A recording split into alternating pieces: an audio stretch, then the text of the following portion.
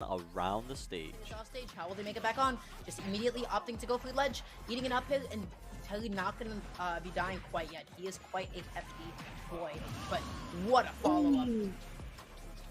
Yeah, ping pong with his... It's overtime out the gate for our number 6 clip, and eBest Drew hangs it us a little to the left to clutch it up for Farmingdale. Gets it over one, has Indemnity to work through now, the flick over him. Chance, it's top of the box for St. Drew. That's a goal, game 1 winner for Farmingdale. Yeah, that's eBest Drew right here. Fantastic shot reception, or that pass reception, I should say. After Otto puts this across the top right here. Up next is Curious George with the Cura Ace to clutch up the round for Keen. And yes, the editors came up with the name of this clip, not me.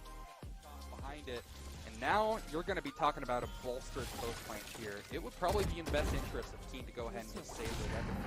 Not exactly sure how their guns are looking, how their economy is looking, excuse me. But this just seems so unfavorable for them. They're sort of making it work, mind you. Curious George, he's going ahead and giving it the old college try. He's going to make it an ace, but does he have the time behind the snake bite? He can go ahead and stick on it.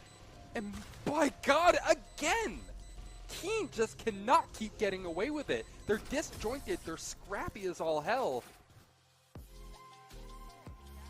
It's Ye Old Faithful in our number 4 spot as Putnut and Kofe toss out a huge Grav Dragons to flip the point and secure map number 1 for Nickel State. I think they're going to have to bait out this Immortality. First, we're going to see that committed on the back of the Grav, but the Dragon Strike is massive. A 4-shot for Kofe. And with that, the Colonels will take control of the point once again.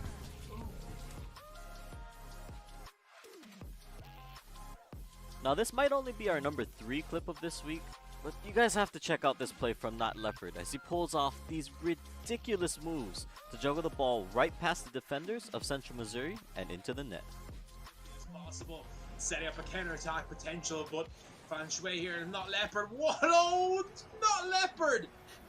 They have families! Stop it! They beat all 3 defenders! I finally figured out why it's not Leopard. It's not Leopard because it's Messi. Messi with the dime, the dish, the left to the right. At number 2, this is probably one of the smartest plays we've seen in a while. Now UNM's Wicked Pro, after finding the spike on A, decides to ult and immediately rotate out after getting the info that the rest of the attackers are mid. What happens next? We'll just watch. A bit frustrated about that one. Oh, and this is a great play going around from the smoke, from the belt.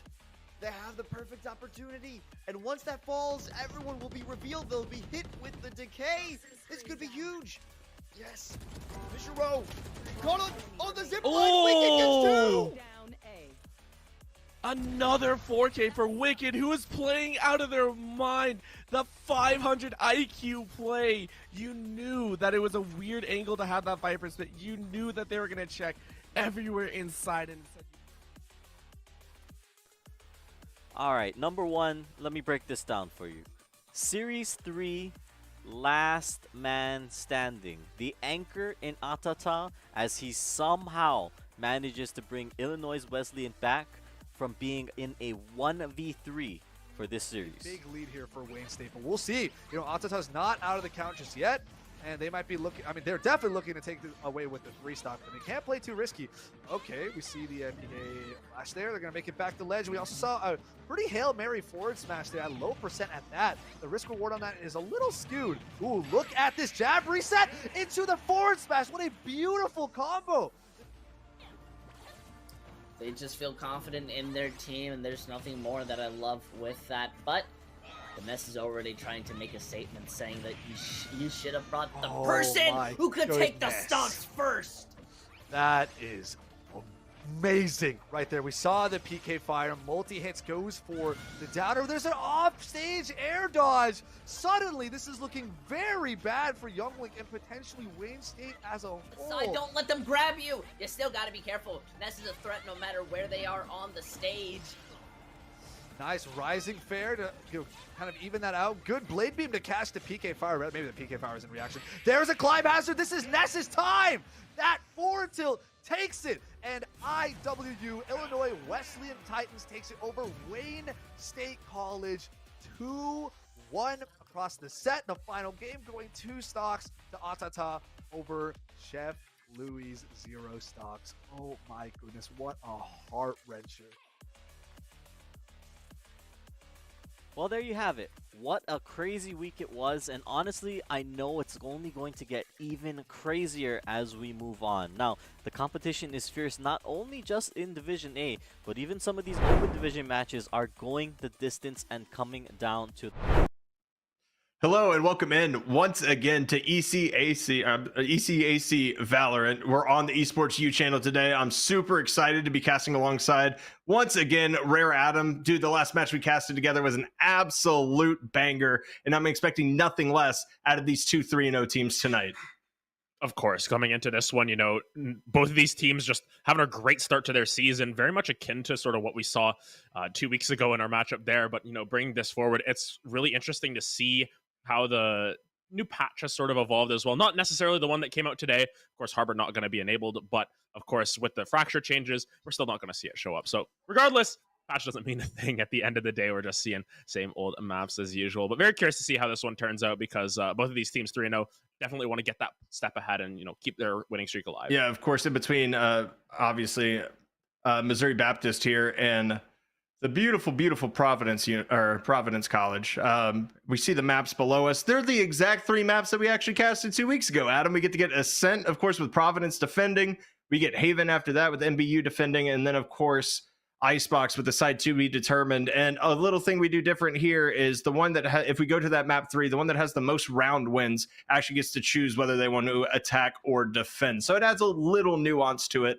Something that I do want to mention, though, is with the flash changes, we did see Breach exclusively on Haven before. I'm wondering if both these teams are going to bring that same comp into it. Obviously, his ult is great for retake as well, but Ascent, I'm just assuming that we're going to basically see just the standard picks. You're going to have a Chamber or a Jet as your opper and just kind of fill around that because mid control is so important.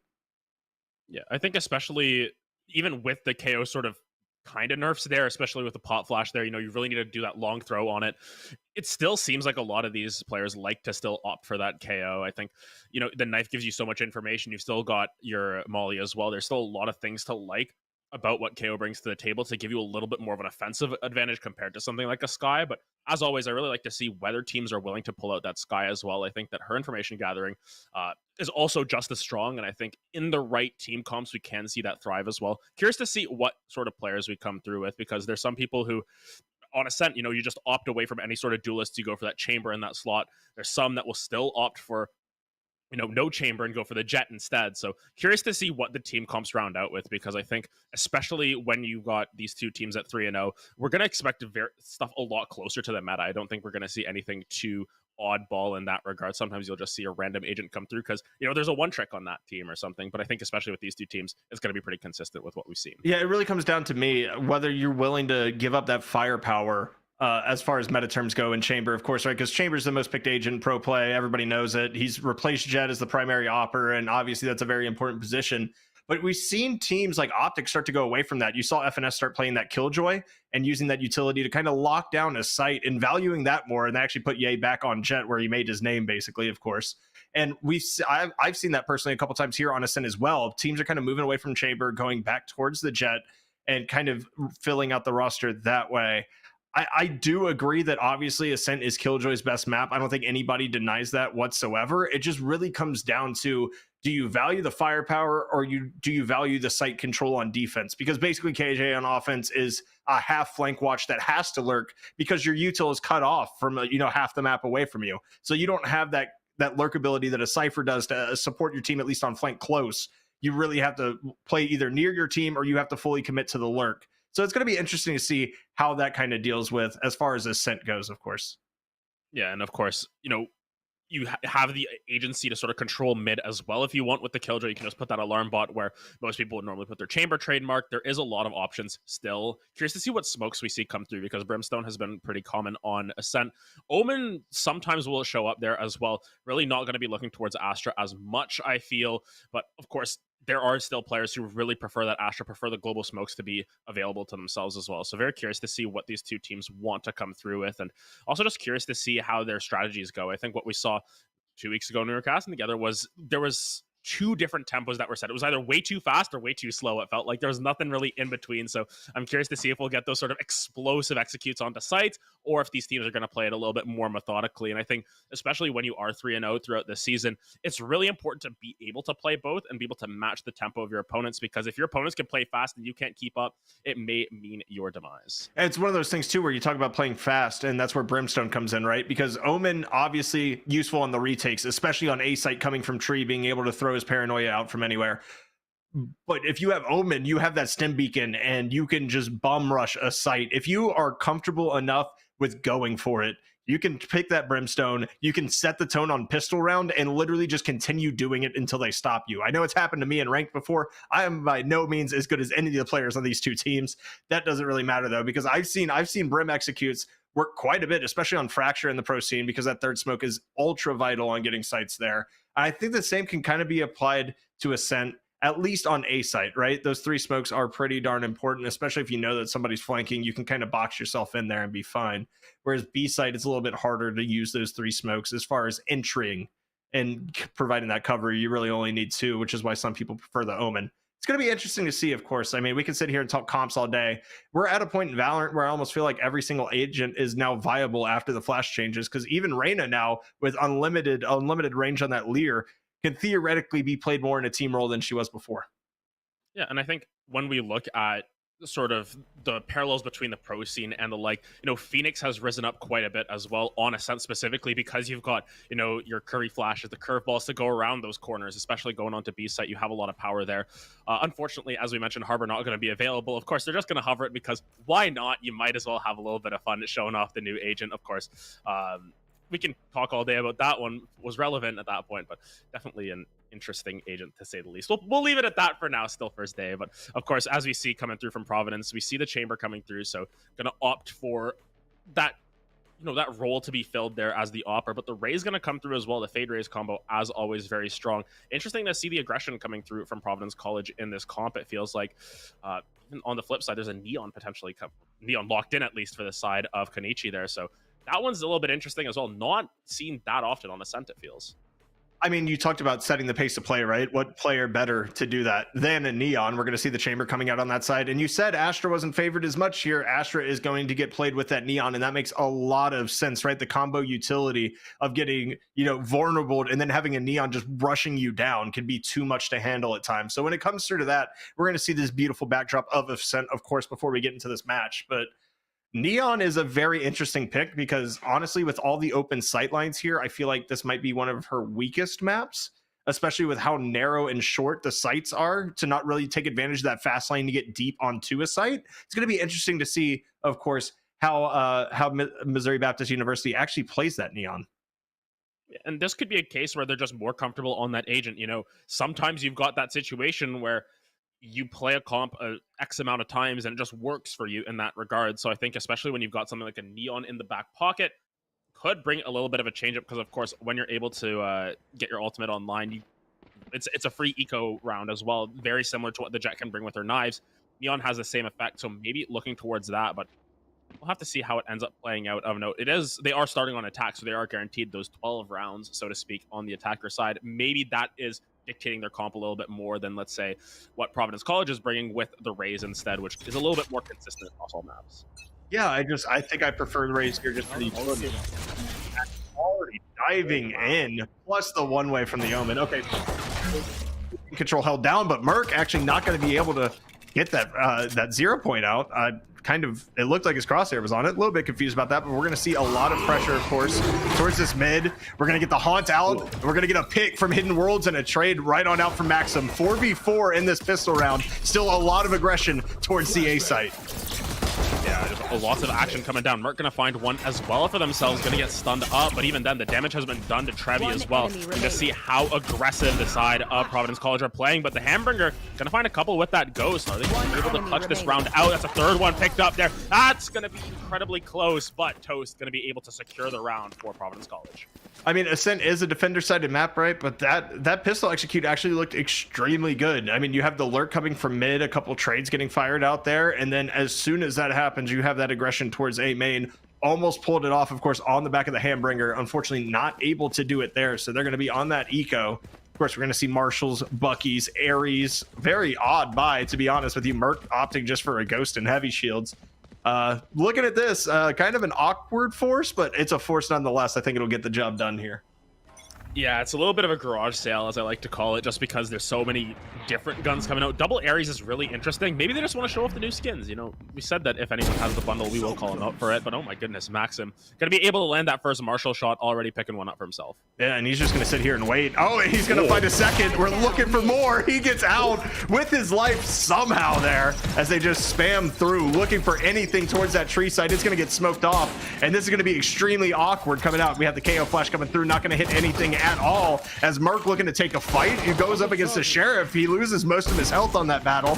Maxim gonna get one, not able to get another though. It's gonna be a gun secured. It doesn't really seem to matter much, as Meepy Chilla, the only one left on MBU right now, gonna be able to grab that Marshall. We're gonna see if they can do any damage with it. Yeah, the Marshal of Destiny finding 3. Actually, gun itself has found 4 kills, as Meepy Chilla able to pick one up in return, but once again, just trying to pick up any eco frags that they can, try and just equalize this out a little bit. Granted, with this sort of mixed bag buy coming through from Providence College, how much damage to the econ did it really do? We'll have to find out. If Meepy Chilla can find another one or maybe another 2, that would be incredibly good for them. But of course, having to sort of rotate out, find any angle back out. 21 health, they're basically one shot away from death. And I'm pretty sure they're going to find death right here as they just wait for the jump spot. He has been seen, and the Spectre is breathing down the neck. It's going to take the shot of a lifetime right here to be able to get the race. He gets it! Okay, Meepy, I see you. Hey, he gets one more. I mean, there's 2 Aries left on the board right now for Providence College, or actually a Stinger and an Aries. So this is going to be a bit of an awkward kind of force up, and we're going to see everybody except Hambringer able to buy pretty much full shields, except of course for Trevi, who's opting to go for those stars, which of course, as a support character, as an Astra, you have to get your util. It's obviously more important than having a little bit more shield, but this is basically going to be a save out from Providence College, and I really like, I mean, obviously that shot from Meepy was insane, but just the ability to bring it back, right? You lost a lot of people early to that Marshall, and you're able to find, you know, your econ damage out of that and get 3. Oh, that was nasty. Yeah, that was filthy. But yeah, as you can see, it's basically a full save coming through from the side of Providence College. Any kills that you get now, it's sort of the opposite way around. You know, last round was this sort of anti-eco. Now you're sort of anti-ecoing the other way. In a sense, you're trying to just get these guns out of the hands. So we'll see what they can do for themselves. PC going to be able to find a Toast. Sorry, wow, I misread that completely. Going to be able to find another one. My goodness, even on their bonus save, whatever you want to call it, round, they find 3 kills already, putting MBU in a really tough spot here. Oh, this aggression, the lure coming out from Hammy. This is going to be beautiful to see. The timing is impeccable right now, and you were talking about seeing a new skin. There's a flash, and just lay waste to them. That is going to be 4 rifles gotten by Providence College on an absolute save round. That is massive for their economy. MBU is going to be stunned for at least 2 rounds compared. They have to take back-to-back, even to put a hurt on Providence at this point. Yeah, incredibly well played there. I mean, great lurk coming through from their Rays as well, but you know, off the top, Maxim just able to find one for themselves. And then the Stinger gameplay, this gun just got buffed as well, able to just land so many shots, and as you said, so many rifles going back the other way. You know, Providence College are almost at that sort of point where you can buy out for almost the rest of the half. It sounds weird to say that, you know, 3 rounds in, but you've got so much money saved up. You've still got this tour de force now online for the Chambers, so there's so many different options for the side of Providence to be able to push forward their advantages even further. Yeah, we're going to see how MBU kind of takes this attack run. They've kind of been shut down everywhere they've gone so far, and this is going to be a little bit of Neon Lurk mid and a new Ion Vandal scene right here. Love to see people supporting Valorant with the new skins, of course. No color on that one, but I have to say the white is clean. So We're going to see if they can find anything with that as the default kind of continues. And we have a hit on B going off right now and a fight from Konichi just to try to take some map control. And Toast and Robbie are going to find 2. And this is going to be wraps once again for MBU. It's looking like 2v5 have to somehow find a way to get back into a site. Yeah, Hami going on the aggression here, just trying to find anything that they can, you know, just forcing this Fade all the way out of sight, of the Neon at least. Fade trying to just lurk around, and Hamburger has sort of been that one to find any sort of eco kills, any sort of momentum for them. But even then, with just the Sheriff, it's so difficult to be able to find any sort of control here.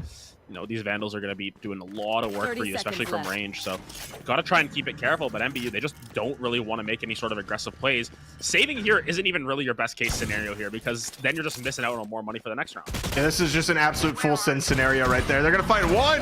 Kanichi, you got to land those shots, though. It was a free kill onto the KO. Unfortunately, not going to come through. And you can't save. You just have to go fight. Like, yeah, there's Hammy. Kanichi just kind of runs towards mid, and Hamburger just looking to try to find 1 potentially. Not going to get it. It is a flawless round for Providence College. They are looking mighty strong on this defensive side of Ascent.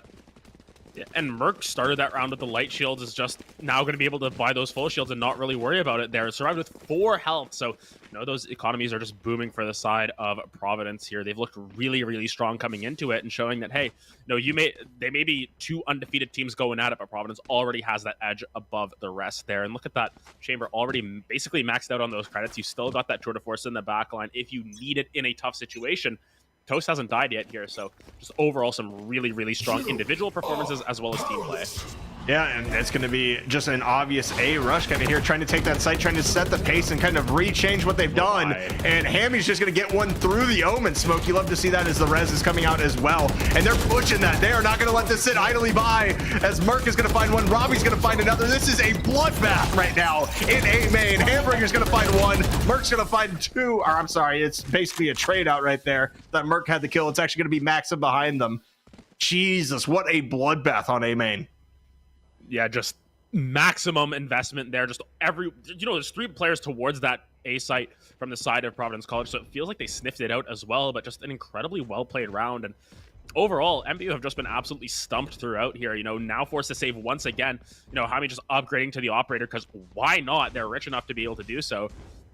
It's looking really, really tough, because if you look at the ultimate economy as well, there's so much left in the tank for Providence College if they are put between a rock and a hard place where they're forced to use some of these. But even then, right now, I mean, Maxim can just find an early frag like that. You're going to be feeling pretty good about yourself. And not only that, look at the ult economy as well. I mean, there's 4 ults on the side of Providence College. They haven't even had to touch one of their ultimates yet. They haven't been in a position to actually be stressed enough to go for it. And it's just one of those points right now where MBU is completely getting shut down. I want to see what their Haven looks like, to be completely honest with you, because it really comes down to if Haven is their map, they're able to kind of swing this. But right now, I mean, Providence just looks like they have every single angle held down, and there's an operator kill by Hammy once again as well.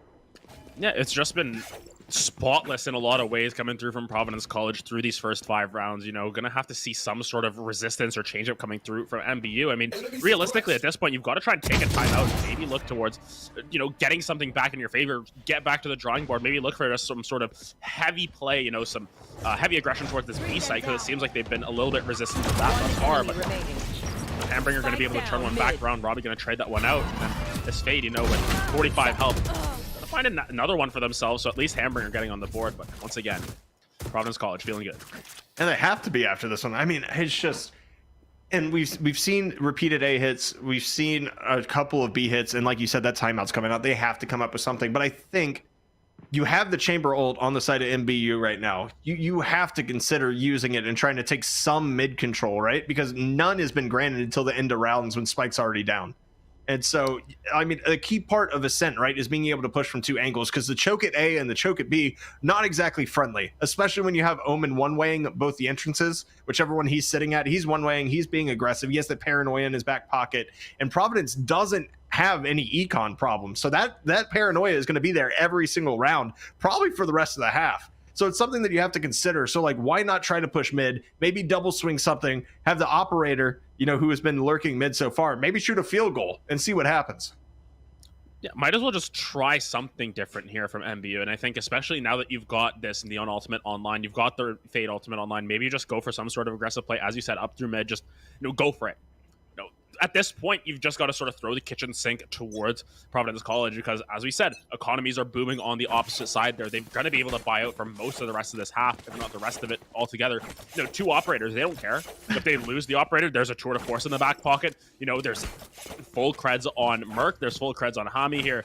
They're really not worried about the money investment here. And as you can see, already tour de force going to be popped by the side of Missouri Baptist. I mean, you have to, right? And maybe that mid play is what we're going to be seeing. And only the Omen holding the mid currently. Trevi actually going to block that off. So the operator control kind of going to be shot for MBU. They're going to be looking to maybe get a pick from somebody trying to maybe lurk through it, get over aggressive here. It's not going to happen. Providence is going to hold on strong, and we're going to see what kind of happens here. The Team Liquid set up with 2 operators right now for Providence. Let's see how this plays out. Yeah, Merc going to be caught out by that Prowler, but a lot of Fade utility already being burned, but no trigger really being pulled quite yet here. They're just going to break that door to prevent that sort of defensive tool from coming down. This KO holding down the site so beautifully here, but once again, look at where this chamber's posted up. It's so hard to push onto this site. I don't think they've detected it out quite yet. As you can see, just backing off, looking to regroup here. And I think this is where the side of MBU are starting to fall into their own trap. They're overthinking these executes a little bit too much, and it's causing them to lose a lot of time. Round's a minute over, but Kenichi actually going to be able to connect onto Hami.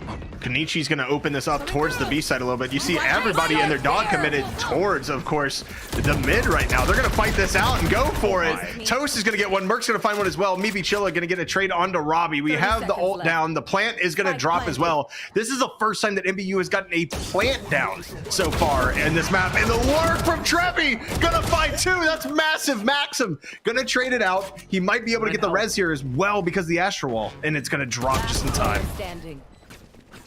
Yeah, and that timeout ends up paying dividends here as MBU finally able to capitalize, pick up a round for themselves, and a good execute, a good late round execute coming through. Granted, once again, the economy is going to be feeling really good for this side of Providence College. You need, 3-4 more rounds just like that for MBU to get themselves back on track.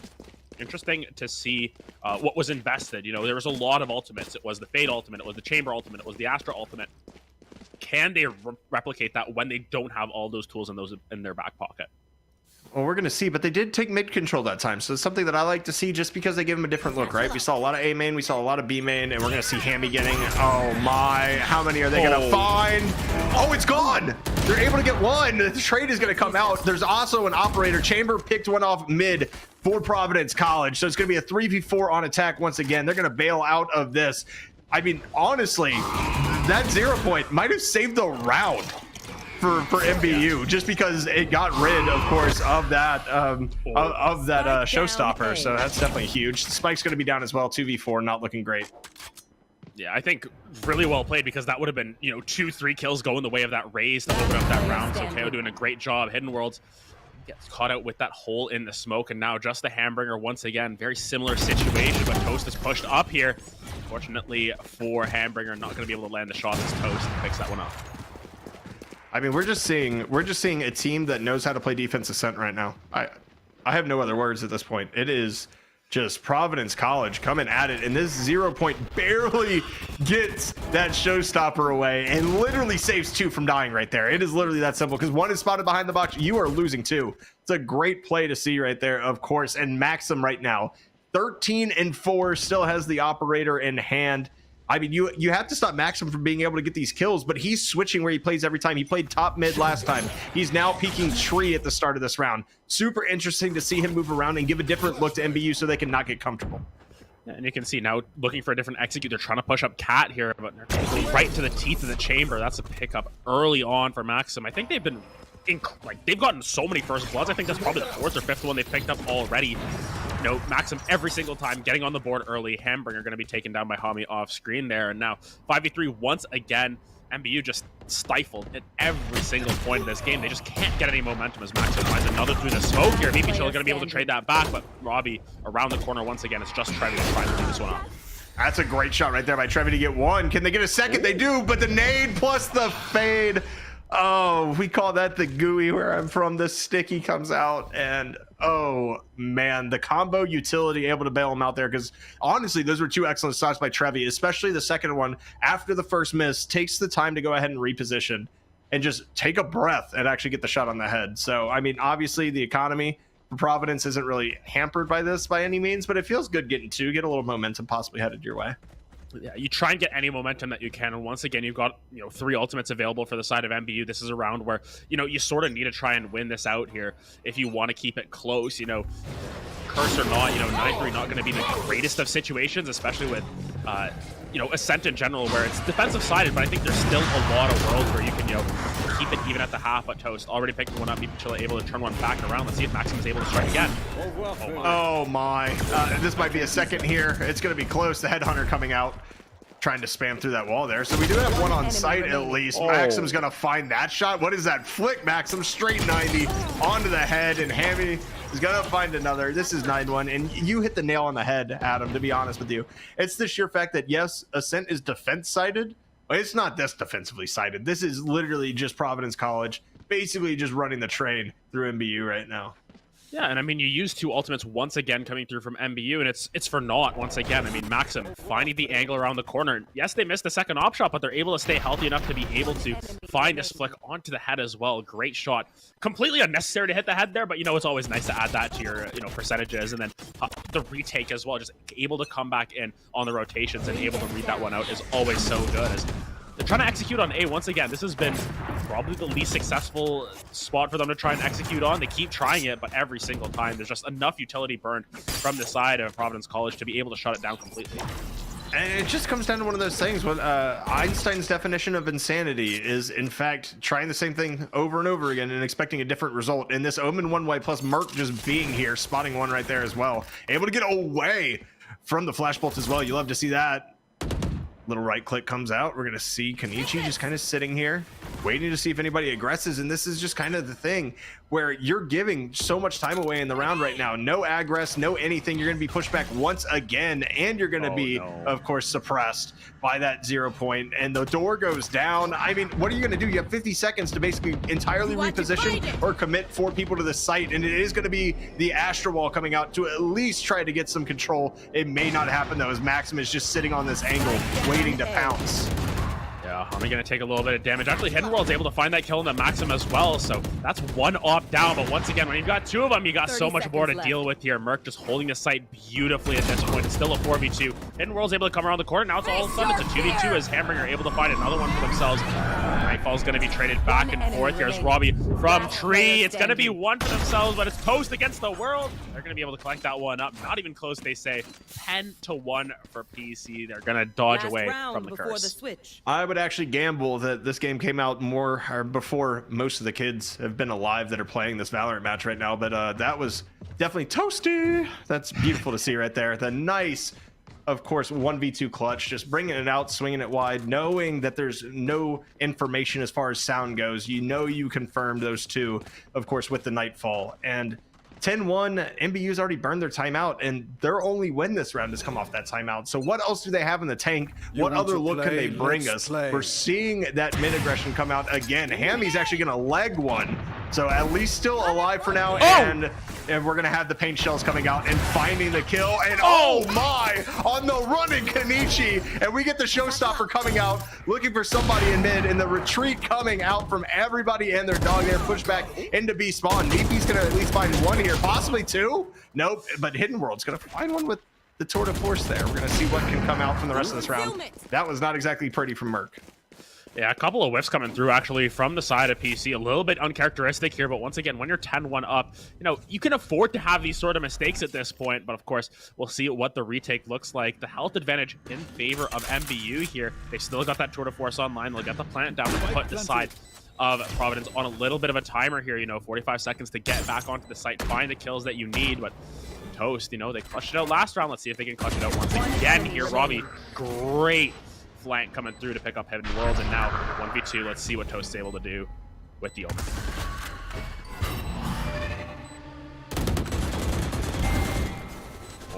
Yeah, Robbie's just going to be able to collect that one up behind the generator here, and that's going to be Providence College collecting forward an 11-1 half. Missouri Baptist just no answers throughout their attacking half, and now we're going to have to see a miraculous defense here from the side of Missouri Baptist if they want to keep themselves close or even get themselves a win in this first game. I've seen crazier things, Adam, but I don't know. And we kind of question the Neon pick, and it being a comfort pick definitely makes sense, but unfortunately, you can't have your entry going 1-11. You have to find some value out of that somewhere, and it's just not coming through right now for MBU. I mean, obviously, if you're comfortable with Neon, you run Neon. That's just it is what it is. At the collegiate level, I will take Agent Comfort over technical meta compositions any day of the week, but unfortunately, it's just not working out for them. And right now, it's kind of just a team diff.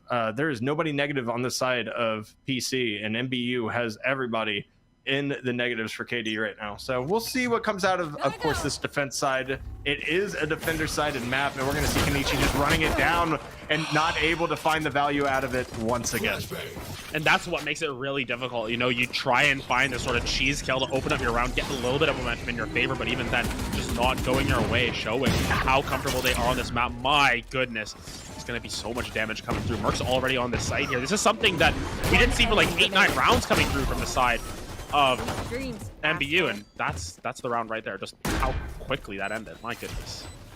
And it's a split push onto A. It's not rocket science, right? You take control of tree with 2. Obviously, you send Maxim that way because he's able to duel everybody under the sun currently. And you send 3 towards main. You get the early pick on Kenichi, just trying to get some momentum for themselves. You know that somebody has to play B, right? They're not going to call a full A on, you know, an 11-1. Like, it's just, they're not going to 5-stack a site when you're 11-1. It's not going to happen. So we're going to see the force come out, of course. We're going to see Maxim with a Phantom and some light shields as well. And we might be looking at a quick B hit to start this off.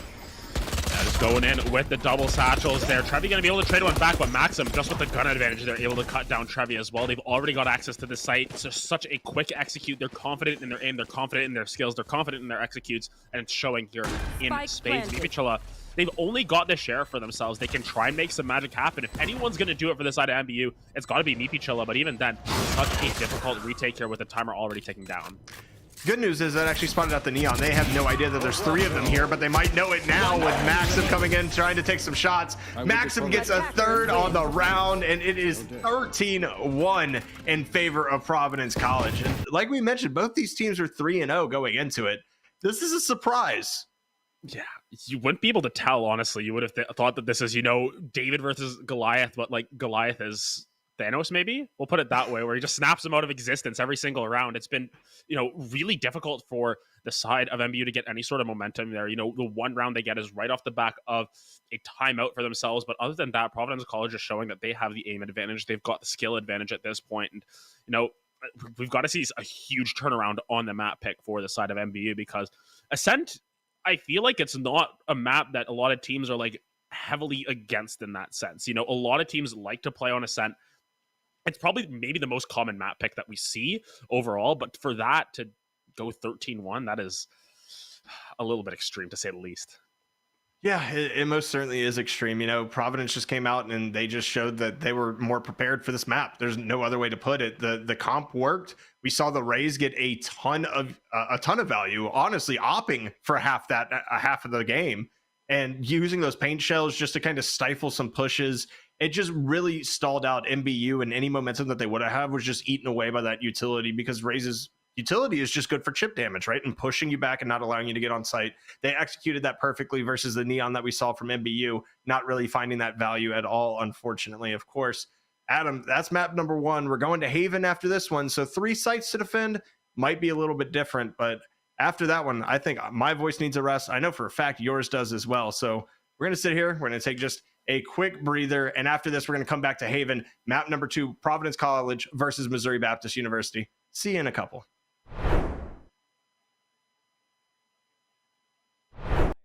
Now, as always, if you want to stay up to date on everything, give us a follow on Twitter at ECAC_esports. Or if you guys want to check out the matches live, we broadcast Mondays and Tuesdays at 8 p.m. Eastern, Wednesdays at 7.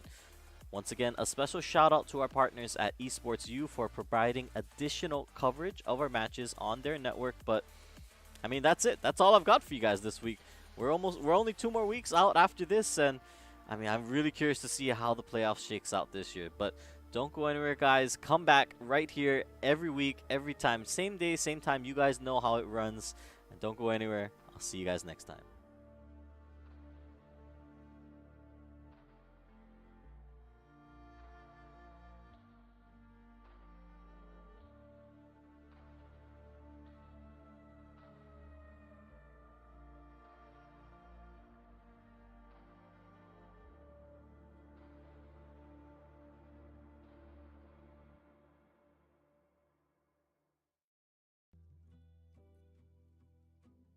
Hey guys, K-Tad here, and welcome back to another ECAC Top Plays of the Week video. Now, normally I know we like to switch the hosts out every week, and I know there's a roster that we want to bring up to you guys, and don't worry, we've got that coming with some returning faces from last season, as well as hopefully some new ones this time out. But again, you guys got me for one more week. It'll be okay. I'll see you guys at the end anyways. Now, in any case, as per the usual, we've got a bunch of incredible collegiate esports action coming at you, with some of the coverage brought to you in partnership by Esports U. So, huge shout out to them.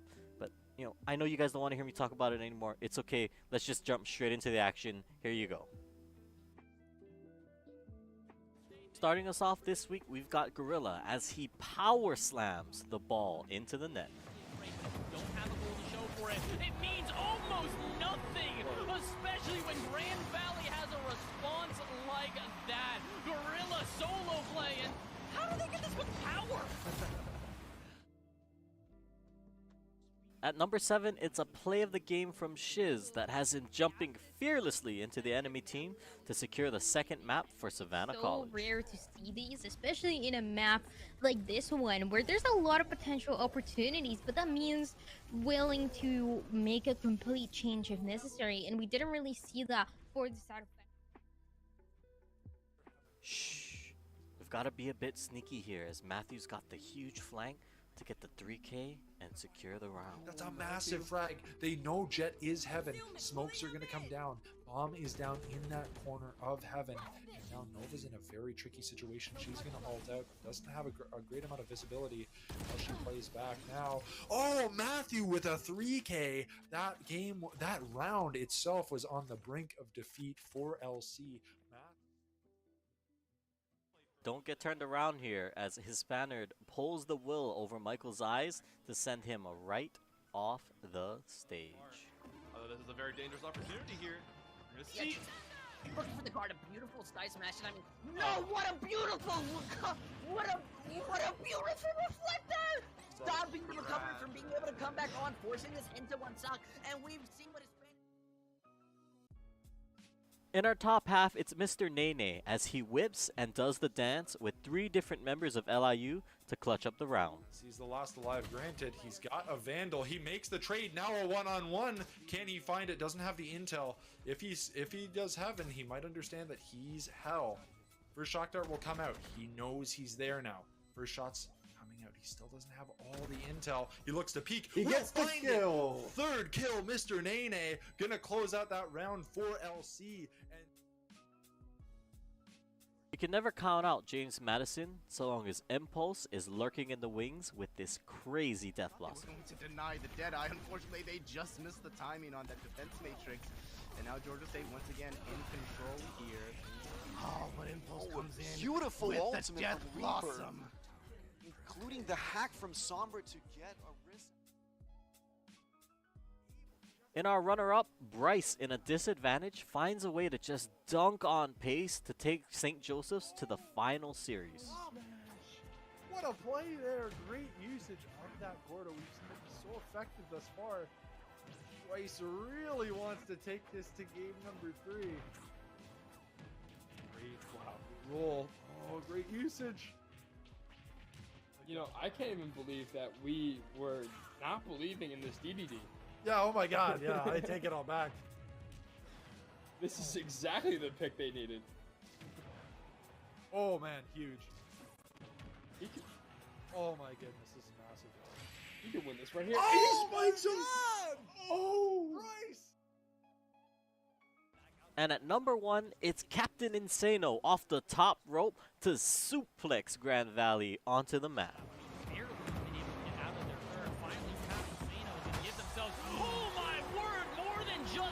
Chance. They're going to give themselves a goal. Monstrous 50-50 in the air. Wayne State will be the first to strike. I lost track of the amount of times he... All right, and that is it. I mean, I don't know about you guys, but the action this season is really heating up, and it has me super excited to see how these teams shape up come playoffs. Now, if you guys want to catch all of the action live, make sure to follow us on Twitch at ECAC_esports. We stream Monday through Wednesday, either on 8 p.m. or 7 p.m. Eastern.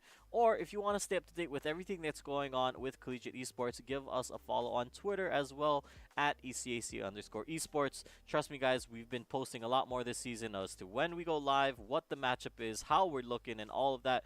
You don't want to miss it. But if you also want to give our partner a shout out, if you want to show them some love, make sure to follow them on Twitch at twitch.tv/esportsu. As always, it's been a blast, but I'm sure we'll have even more to talk about next week with a new set of plays, a new host, and all of that that comes with these videos. But as I said, guys, I've been K-Tad. Thanks for joining me, and we'll see you next time.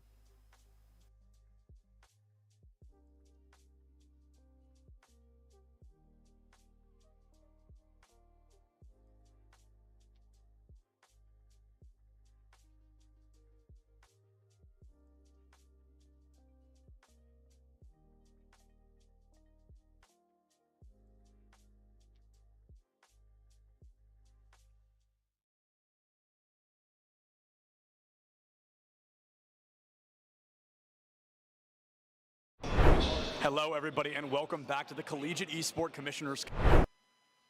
Hello, and welcome back to Esports U. My name is Visionary One. Alongside me for an uneventful, unfortunately, map 1. We're going to have, of course, Missouri Baptist and Providence College going at it here on Haven for map number 2. It was a 13-1 romp in favor of Providence in that first map. The only win coming off a timeout for MBU. It's going to be very interesting to see how this kind of goes forward with switching to Haven. A lot more ground to cover, a lot more wide, 3 sites to defend. What do you think MBU really needs to do to kind of bring this back in map number 2?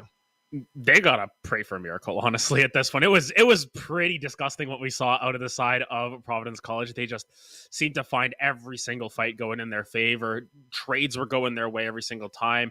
It just felt as if they had control. They were like mind controlling the side of MBU to an extent to just say, hey, you're going A, we're gonna have, 2 of our best players on A, holding that down, picking up 4 kills, and then leaving you with the scraps. So I mean, it's gonna be really difficult for the side of Missouri Baptist to sort of get themselves back in the driver's seat of that. Of course, even more sort of evidence against the side of MBU, unfortunately, is that No Ascent was their map pick.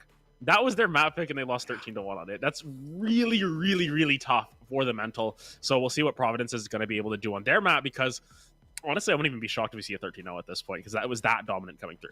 It certainly was, but you know what? I'm going to keep it interesting. I say Missouri Baptist gets 6 here. We're going to keep it interesting. We're going to see a Sky coming out, which is something new, especially with the flash changes. Of course, Breach coming out on the side of Providence, and also the Sova pick coming out, kind of a throwback. You haven't seen him as much on Haven, of course, with the introduction of Fade, but we're going to see Missouri Baptist, in fact, running the Sova. So, post-plant lineups, definitely a possibility there with the shock darts. It's something that I definitely like to see. The lineup, Larry's coming out in full force, able to clutch rounds out of seemingly nowhere. It's always a beautiful thing. So we get the beautiful backdrop of Haven.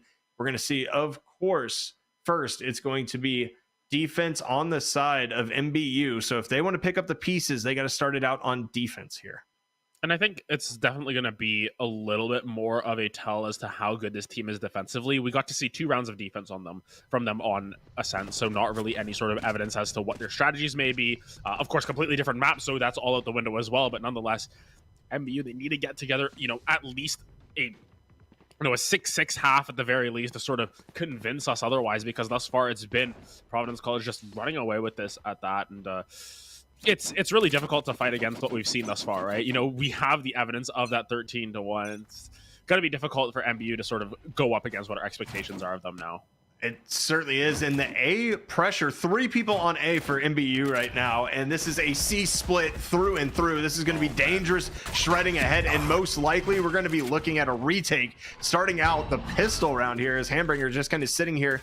And Garage potentially looking for one. Are they going to find open? What a shot by Hambringer. All right, that's going to open it up a little bit. 4v5 retake here. It's going to be in favor of MBU. And they are just rushing through to Tree right now. This is just a bloodbath. But maybe he's going to find one. Hamburger's gonna find another. This round's already over.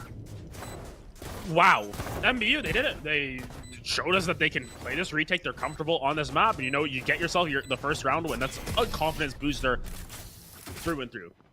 That's the main thing to take from that. You just get that early round win. I mean, Hambringer, we saw what their aim is capable of last map as well, and they're just able to find 3 in this round. Great flank coming through in Garage as well. And, Kenichi, the sacrificial lamb at that, but great shots coming through from all the members there. 3 bullets out of the headhunter there, 3 kills, not bad. That's what peak male performance looks like. That's just, 100% accuracy, something that everybody loves to see. So you get 3 shots, you get 3 kills. Also, the classic right click came in clutch. Always love seeing that classic come through. And we're going to see a full proper force coming out here from MBU, of course, with their round lead. And we're going to see the Omen continue to try to hold down the C site. And we're seeing much of the same coming out from PC, of course. It's going to be another C-split, and it looks like just another retake play with an aggressive flank coming out from the Sky and the Jet on the side of MBU. And you can see some slight change-ups here. It's just full 5 on site here. Not going to try and look for any plays in Garage, knowing what this Chamber is capable of doing on the side of MBU. But, still going to be a little bit difficult for this retake. You've got Classics versus the Spectres coming through, Marshall coming through as well. It's going to be difficult for them to hold this site at that, but Robbie's doing a great job of picking up one. Merc finds another one here, and oh my goodness, he's already going a little bit Ari here. Ooh, and that's actually a 2v2 scenario. I mean, if anybody's going to clutch it right now, it's going to be Maxim. He has been an absolute behemoth. He might have one here, gets the tag, picks up the Spectre, cannot get the rest of the damage. Hidden World's going to take him down. It's going to be 2-0 in favor of MBU here in a bit of swing of events. They have doubled their round wins from the entire last map. It's looked quite good for them at the very least, playing full retake both rounds and executing on their retakes. Granted, it was with their sort of extra buys, the anti-eco coming through, but honestly, really good job from Providence to get 3 guns out of the hands. It's going to be 2 Spectres versus Classics, some Headhunter bullets, I would suppose, and then a couple of Sheriffs here versus all Vandals. It's going to be really difficult for them to hold the line here, especially in these longer ranged fights. So I'm curious to see if MBU are going to be able to pull out the strategies here and figure out a way around these full buys, because it's going to be a tough round to win here. If they want to keep this momentum going, though, this bonus could really turn the tides in their favor. We are seeing the exact same defense out of MBU every single round. Okay, they're rushing C. We're going to back off. We're going to play retake. There's 3 people on A. All 3 rounds so far. They have not changed a thing. I mean, why mess what's working? But we're going to have another, of course. I mean, 5 on site. We're going to have Robbie coming in over here just inspecting for the flanks. And this one's going to be definitely tough sledding ahead, of course, as you are down on gun advantage. And the site control is firmly in the grasp of Predators. They're going to be able to find that head with the Sheriff as well, so it's already 1 rifle down. Despite that, they are down a sliver of health. Maxim's trying to find anything that they can. Got the new gun skin. Doesn't matter, though, because Merc's on the side here finding a couple for themselves as well. Robbie finding that last one. 3 in the bank for Merc there, as Providence College are able to hold their buy round. Yeah, I mean, Providence just comes out, does what they need to do. They did lose 2 guns, though, so it's going to be interesting to see if they decide to try to force up once again, or if they go the other way with it. It's going to be toast with a Spectre and just light shields. We're going to have Robbie sitting there with a Judge, potentially probably trying to push into Garage again, because that's what we've seen every single time. But we finally see some players on the A side right now for Providence College. So it's something I like to see. Hey, we tried C 3 times in a row. Let's see if we can mix it up. It might actually be a little bit of a mid hit here as well, as Hamburger is going to be under some pressure early. We're going to see what comes out of it. And Hami's already able to find Mibichola here up mid. So looking at a B execute this time, just going as quickly as possible. Merc on the lurk here. Gonna be taken down by Hambringer, though. Just a couple too many shots taken there as Hambringer just barely staying alive. 30 health. They're gonna have to be really careful with the rest of this round.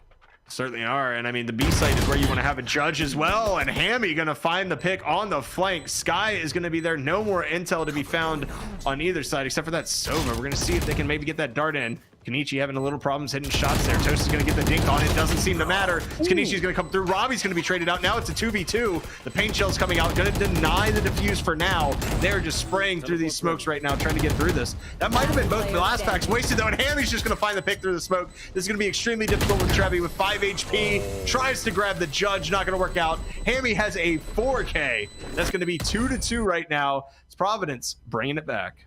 And that was with, their Chamber surviving with 5 health, I believe it was, on Maxim there. Hammy surviving with a sliver as well. It was a close call there for a little bit, but now going to be able to hold their econ advantage just a little bit longer here. MBU this time with the Sheriff's going to be on those econ rounds, and we've seen what they can do. I mean, we saw some great shots coming through from Kenichi that round 2 there on the sheriff, round 3 on the sheriff there. So we'll see what they can do this time around on their econ, their save round. Once again, though, full buys coming through from Providence College. This is no surprise considering what we've seen from them thus far, but Kenichi already spotting out 1, spotting out 2. Maybe under fire, they'll already force it back out.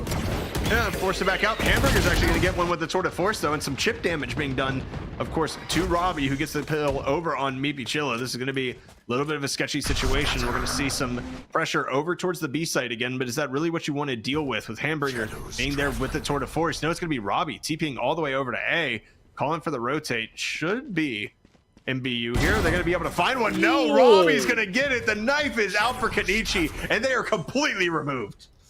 Great tracking on that shot as well. You know, what, 2 bullets burned there just to be able to connect on that third one. So really well played. They're going to try this retake once again, but a little bit more difficult on this A site here, especially considering your gun disadvantage, so to speak. You do have the Tour de Force available for Hamburger. They're going to have to come in really clutch here, but if you can just play in hell, it's going to be so difficult to find any sort of frags to the chamber.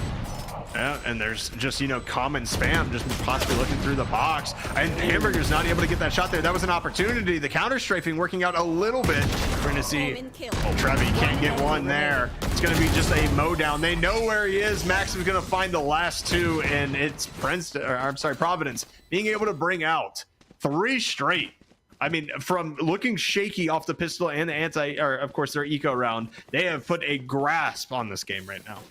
Yeah, and realistically, they're looking like princes right now with how much money they're rolling in already. Econ advantages coming through. But this is a chance for MBU to get themselves back a little bit of control here. They're finally able to equal out on the buy, and it feels like this is the first real even buy round coming through from both of these sides. You've got the Hunter's Fury available. You've got the Omen Ultimate and the Jet Knives coming through with 1 point each. So we'll see if they're able to equalize that out here, but very curious to see what the game plan is thus far. Providence College showing why they are kings of this matchup thus far. When you're this strong, you just have so much agency to switch up the strategies. Hamburger going to be able to switch it up with a kill of his own.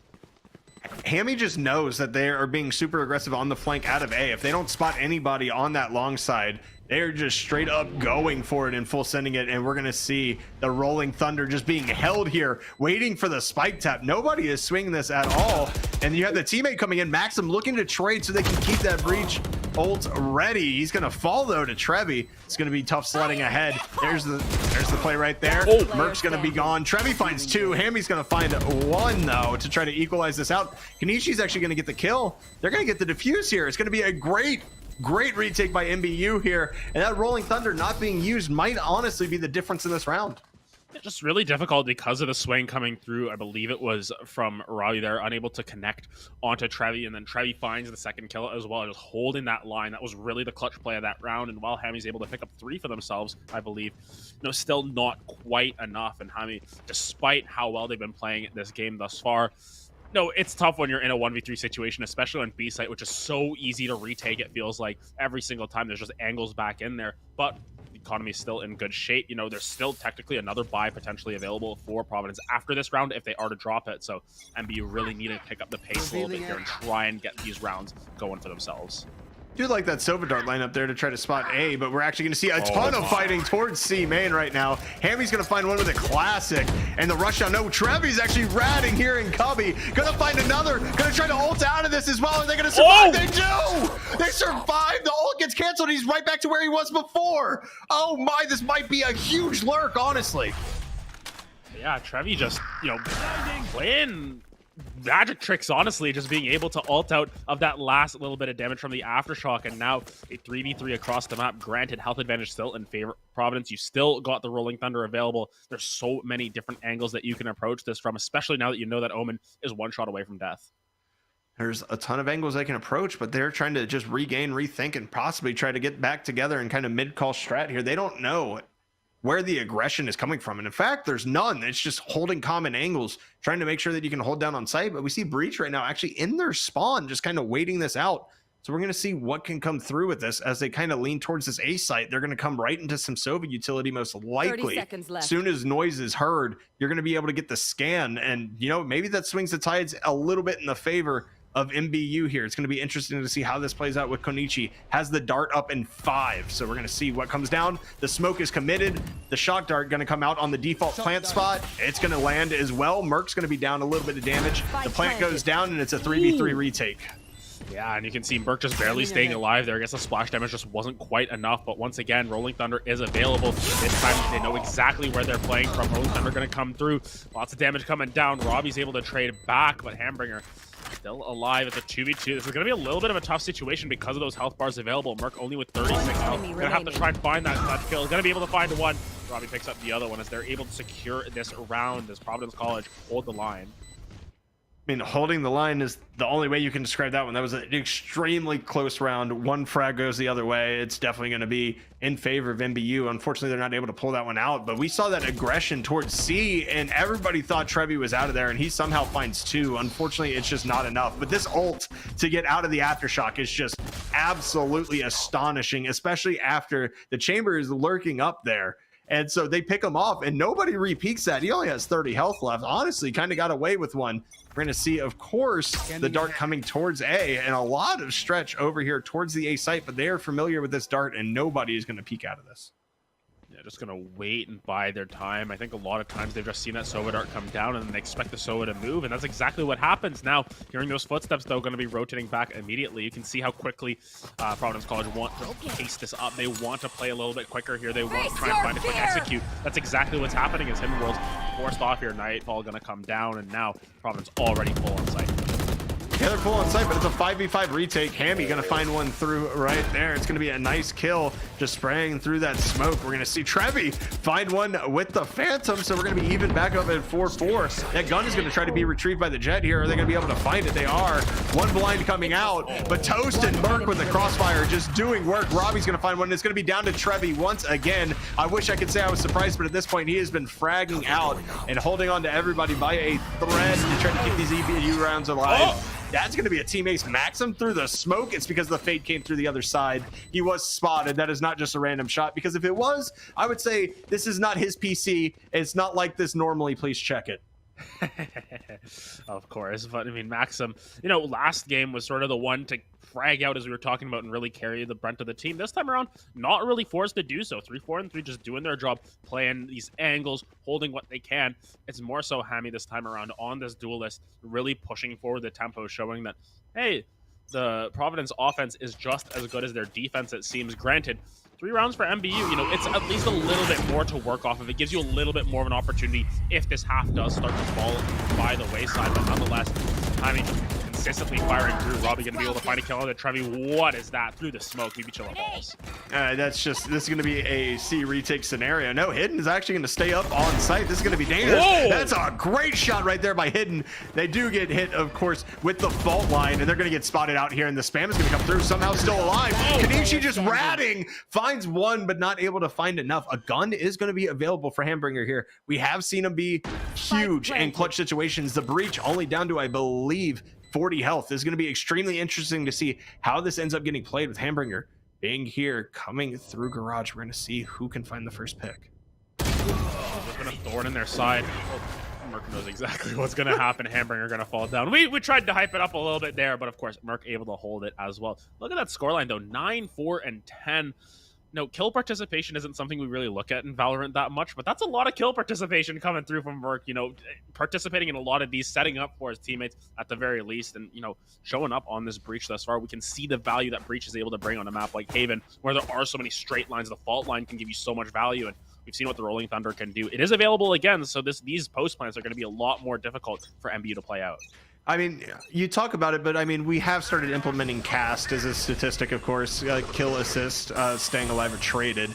And I'm pretty sure that Breach has had something to do with every single one of those. I'd put his percentage at over 80% of the rounds we've seen so far, somehow getting value out of. This is going to be a good shock dart, and he's probably going to eat both of them, and he does. Has to eat the damage to be able to get the plant. And you're talking about that pace change, right? They just bum rush A, and it's a retake scenario once again.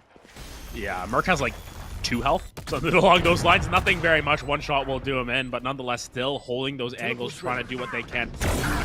Trying to hold it. Oh my goodness, great shot onto maybe Chilla. Gets the timing correct. Emi will fall as well, but the Rolling Thunder going to come down as well. Maxim in the 1v1, going to be able to find it with the Headhunter. Hambringer having trouble getting back on site. All these stuns coming through from the breach with a sliver of health.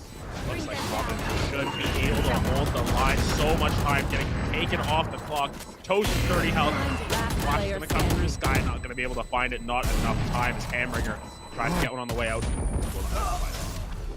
He wasn't able to find it. He actually got a wall bang though. I mean, it did some chip damage, but not able to find anything else, sadly. And I mean, after a sketchy start, of course, Providence, it's just looked like they have taken the reins back on this game. The economy, of course, heavily in favor of Providence right now. MBU has to find something here on defense. They're going to have to get, you know, a lurky kill, just something, kind of a rat angle, or possibly just a lurk. But the issue with that is we've seen them 3-stack A every single round on defense. It's going to continue to happen again. And we're probably going to see that Jet try to flank early because we've seen it so many times before. And at this point, I feel like maybe you try to get some aggression just somewhere else to get yourself going. Hammy coming out with the showstopper. Are they going to be able to find one? Everybody's just bailed off a site. Honestly, it's a smart thing to do when you're staring down the barrel of the showstopper. They're going to have to shoot this off and find nothing for it. So that's going to be big, at least for MBU. But this deep lurk going to be caught out by Kenichi. Yeah, well played from Kenichi to sort of hold the line, be aware of where that raise is, and make sure that they aren't falling to it. BB Chilla on the flank once again, spotted out by Maxim. They know that there's 2 of them there. That's one shot landed with the off. Not going to be able to get the other one. It's Hidden World overloading on that flank. Oh my goodness, never mind. Toast is just too good. Yeah, I mean, Toast is just sitting here finding on the kill. Trevi's going to find one. This is going to be massive 2v1 opportunity right here. And it drops. The Omen smoke is gone. And Trevi is going to be able to find 3 on this round. They get the retake. It's going to be 4-7. They have the potential to bring this to a 5-7 half. Since they won, Econ's still going to be struggling a little bit. Meepy is actually 2 away from their ult right now. From, of course, that Blade Storm. So that means probably not going to be bringing a gun in. Actually, somebody's going to buy for them. So we're going to be pretty even up here. Trevi probably going to be bringing maybe a Bulldog into this round. Oh, no, Kenichi has enough to buy them. Yeah, so going to be looking at basically full buys both ways. It's going to be interesting to see how this plays out because A has been the site of success right now for Providence College. They keep kind of defaulting back to that C site. I'd like to see them just keep pushing A, even though there are 3 members there. Just go full send on it. You've been patient. You've waited out the dart. You've been doing that extremely well. We see the Tour de Force being popped here as well for Providence. Yeah, maybe Chilla actually taking a lot of chip damage off the top there. Gonna get healed up from this guy as well, but nonetheless, it's just really good to see them pick up the tempo a little bit here from Providence and just make sure that they're getting a little bit of damage down. That does stick quite well, at least on the shields, but Sky at least there to heal it up. Might end up having a little bit of a difference maker, but nonetheless, it's just burning a lot of utility on this A site to look for these gunfights elsewhere around the map. Yep, I mean, the gun sites are definitely changed. We're going to see a little bit of alert B, of course, with that Tour de Force coming out from Providence, and now it's going to be kind of back towards that C site. We're going to see if Hambringer can get any value with his operator here. You're going to peek. Now is the time, brother. And he doesn't get the shot, unfortunately. Now he knows that there's going to be some pressure onto the C site. And again, they just decide to go ahead and play retake. He's going to be playing the off angles, just potentially looking for a pick. And he's going to be forced off by the Fade Eye right there as well. The Haunt coming out, going to push everybody off site. It's going to be a free plant and a 3v5 retake scenario for MBU. But Hamburger going to break that to a 3v4, and the late lurk Maxim is going to do some damage as well. Yeah, 2v4 situation. MBU feeling really good about this situation, but once again, that Tour de Force spike is planted for them. Actually, Hidden World's going to be able to collect that one up as well. It is just the Breach who can maybe resist against it. Merc able to spam through the smoke to find one, but the defuse is still going down. Does Merc have the tools? No, it does not seem to be the case. MBU getting up to 5 here, and your prediction's been looking pretty good here. You said 6 for them, and they're getting close to that. They might exceed our expectations here. I mean, I'm not really surprised. I think Providence just had the game plan for Ascent, and both these teams are 3-0. I just wanted to give it a little bit more credit than that one map showed for MBU here. I'm glad to see that they're kind of bringing it out. 5-7 is definitely not something to scoff at. And Haven is one of those extremely volatile maps where it can be extremely attacker-sided or extremely defender-sided. You never really know because there are those 3 sites to hit. There's just so many opportunities to kind of spread out the defense and ensure you can at least get plants down. And with how good the retakes have looked, I really want to see how they'll be able to get onto site and then be able to expand out and potentially find some frags from there. Yeah, I'm curious to see what their game plan is for this one, because they have a little bit more room to play around with here. They have the chance to sort of exercise some... Oh, my goodness. PC Maxim has the opportunity to exercise their right to headshot the crap out of that player there. And my goodness, already, you know, we've seen what Providence can do on this defense and how strong they are on this side of the map. Already, they're showing up. Yeah, this is a definite YOLO rush towards C, and it's going to be a double team over there on Trevi. Feels bad, man. Meepy with alert, going to be spotted out as well. This is going to be dangerous. Finds one, almost finds Maxim. Maxim survives with 30 HP. That is a phenomenal effort right there by Meepy, but it is going to be every single pistol round. Actually, I'm sorry, I'm incorrect. MBU took the pistol last time. So 3 out of the 4 pistol rounds we've seen so far in this matchup are going to be in favor of Providence College. And you can see the buys coming through. That's a full Vandal coming through on Maxim. And we talked about how Maxim wasn't really necessary to their overarching success in the first half of this one, you know, just sort of vibing out near the bottom there, but now 4K puts them right back up to the top there with Robbie. Both of these players have been having excellent games, excellent series thus far. Curious to see if that continues. Through the wall, Merc's able to pick up a decent amount of chip damage onto this chamber. Yeah, that chip damage is going to be huge. Of course, Merc is going to just be lurking this mid. The fault line just prepped and ready. We're going to see. No, it actually doesn't make contact right there. Meepy's still staying alive. Has this Sheriff in hand. Might be able to find some damage on it. The smoke's going to come out. The B hit is, in fact, going to be a thing. And Meepy's potentially looking for more. Going towards A-Link. Now they're going to go to back of sight. And Hammy's going to find one. Looking for two. Not going to find it. Hamburger's going to get it with a classic. Oh, able to collect that one up. You know, I think the Headhunters fell down. Of course, Spike going to be dropped on site. That's the aftershock coming through from Breach to collect that kill up for themselves. But look at this. The flanks coming around. It's so difficult when you get onto B site to hold that site effectively because there's so many different angles. And Maxim, new Ion Vandal, by the way, supporting Valorant in their finest moments there. Able to pick up a couple of kills. Looking for this last one. It's just Meepy Chilla on site, but they're between the wall and 3 members of Providence College. Great shot from the back there. Gonna look for another one, but now they know he's at. Oh my, Meepy, you have a chance. You have a Vandal. Get out of there, brother. You have your dash. Prime that. Let's go. He's got the spike as well. This is gonna be a huge chance for Meepy right here. They're gonna have to run him down. Fakes the plant. They're gonna have the Spectre in hand. He's actually reaggressing. Meepy's gonna find the 3K clutch. Oh my. Most unlikely of heroes as well. Meepy Chill has been having a rough game, but they're able to find a couple of real nice shots here. Maxim just looking the wrong way. That's the okay one. That's the excusable one. But this shot right here, my goodness. Meepy Chilla finds the head, and then Toast just doing what they can, trying to hold that angle, but Meepy Chilla reads him like a book. Finds the 3K there and gives MBU a really nice anti-eco win. And not only the anti-eco win, they have the full, I mean, they're going anti-eco themselves now. So this is going to be absolutely massive. What you have to do here is you cannot feed Maxim with that Headhunter. He has been deadly with it this entire matchup. And so as long as Maxim's alive, you know they got a shot, at least with that Headhunter on the eco. But we're already going to see chip damage going in the way of MBU as Toast is just going to kind of sit down, potentially throw this haunt. But they're going to be dealing with 5. This is a full entry scenario right now. And this is going to be tough sledding ahead with the classic in hand. Yeah, got to be the classic of Destiny. If anything here, Toast just trying to hold any angle that they can. That's one headshot there, but Maxim actually able to trade that back out. So that's a good momentum killer, at least for the side of Meepy Chilla, who was starting to get a little bit too hot for Providence's liking here. But look at all the damage that's already been taken. You know, Maxim, not a whole lot of health here. Merc going to be able to find one onto him, rolls around the side here. Hamburger getting spotted out by the boom bot there. Probably going to start the defuse, but this is going to be still really difficult with so many members left alive. Trying to stick it here. Got it halfway. Trevi's going to be the one to try and hold the line here. Providence College with no health remaining on many of their members. Still going to be able to clutch that one out. That's 19 health on Maxim. That's single-digit health most likely on Hami there. But somehow, some way, find themselves their own anti-eco win. Back-to-back, I mean, pseudo-thrifty was the first one technically because obviously they bought up more. But back-to-back thrifty rounds, definitely love to see it. Kind of interesting there. Obviously, that would have been a very pivotal round for MBU to take, but now we're going to go back to the eco versus the anti-eco, and it's going to be the tragic story of who can pull it out. And this attack side for MBU here has been a little bit odd, just because we have seen those thrifty rounds, and most of these teams have been pretty successful with their full gun buys. when going against the Eco, and to see it kind of swing this way. A little bit weird, but you know what? We love to see it. I love seeing variation, and we're going to see a full send towards this A site. And of course, it's going to be just a util combination of Hammy. Toast is going to find it on Meepy as well. Meepy kind of heat checking into that one. And after losing 2, it's going to be a 3v4 here. We're going to see how this plays out. Yeah, of course, the Seasonade combo.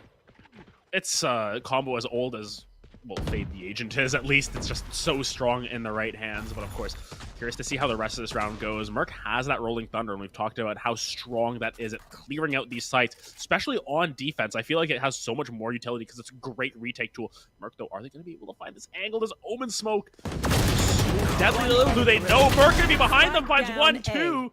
But it will be Hambringer able to collect that up. But 5 health in a dream. Hambringer's going to have to find some heads. He is going to have to find some heads, but the thing, when you're looking at it right now, is nobody actually rotated towards A. They were worried about the rotate out. Hambringer, 5 health, just needs 2 headshots. And I wish it was as simple as it sounds, but it definitely is not. We're going to see him looking for an early one here. One's going to immediately go up heaven. He's blind, and he is dead. Unfortunately, Robbie, with a great paranoia right there, just catches him with the corner of it. It's going to be an easy defuse, and it's going to be a 6-10 game. And finally, a team's able to hold on their buy around, so to speak, but even then, not the cleanest of holds here. Providence College only going to be escaping with 2 of their rifles here. Granted, I think there should be enough in the inventory for them to be able to buy them back. Yeah, it looks like Maxim's going to have more than enough even for the operator there.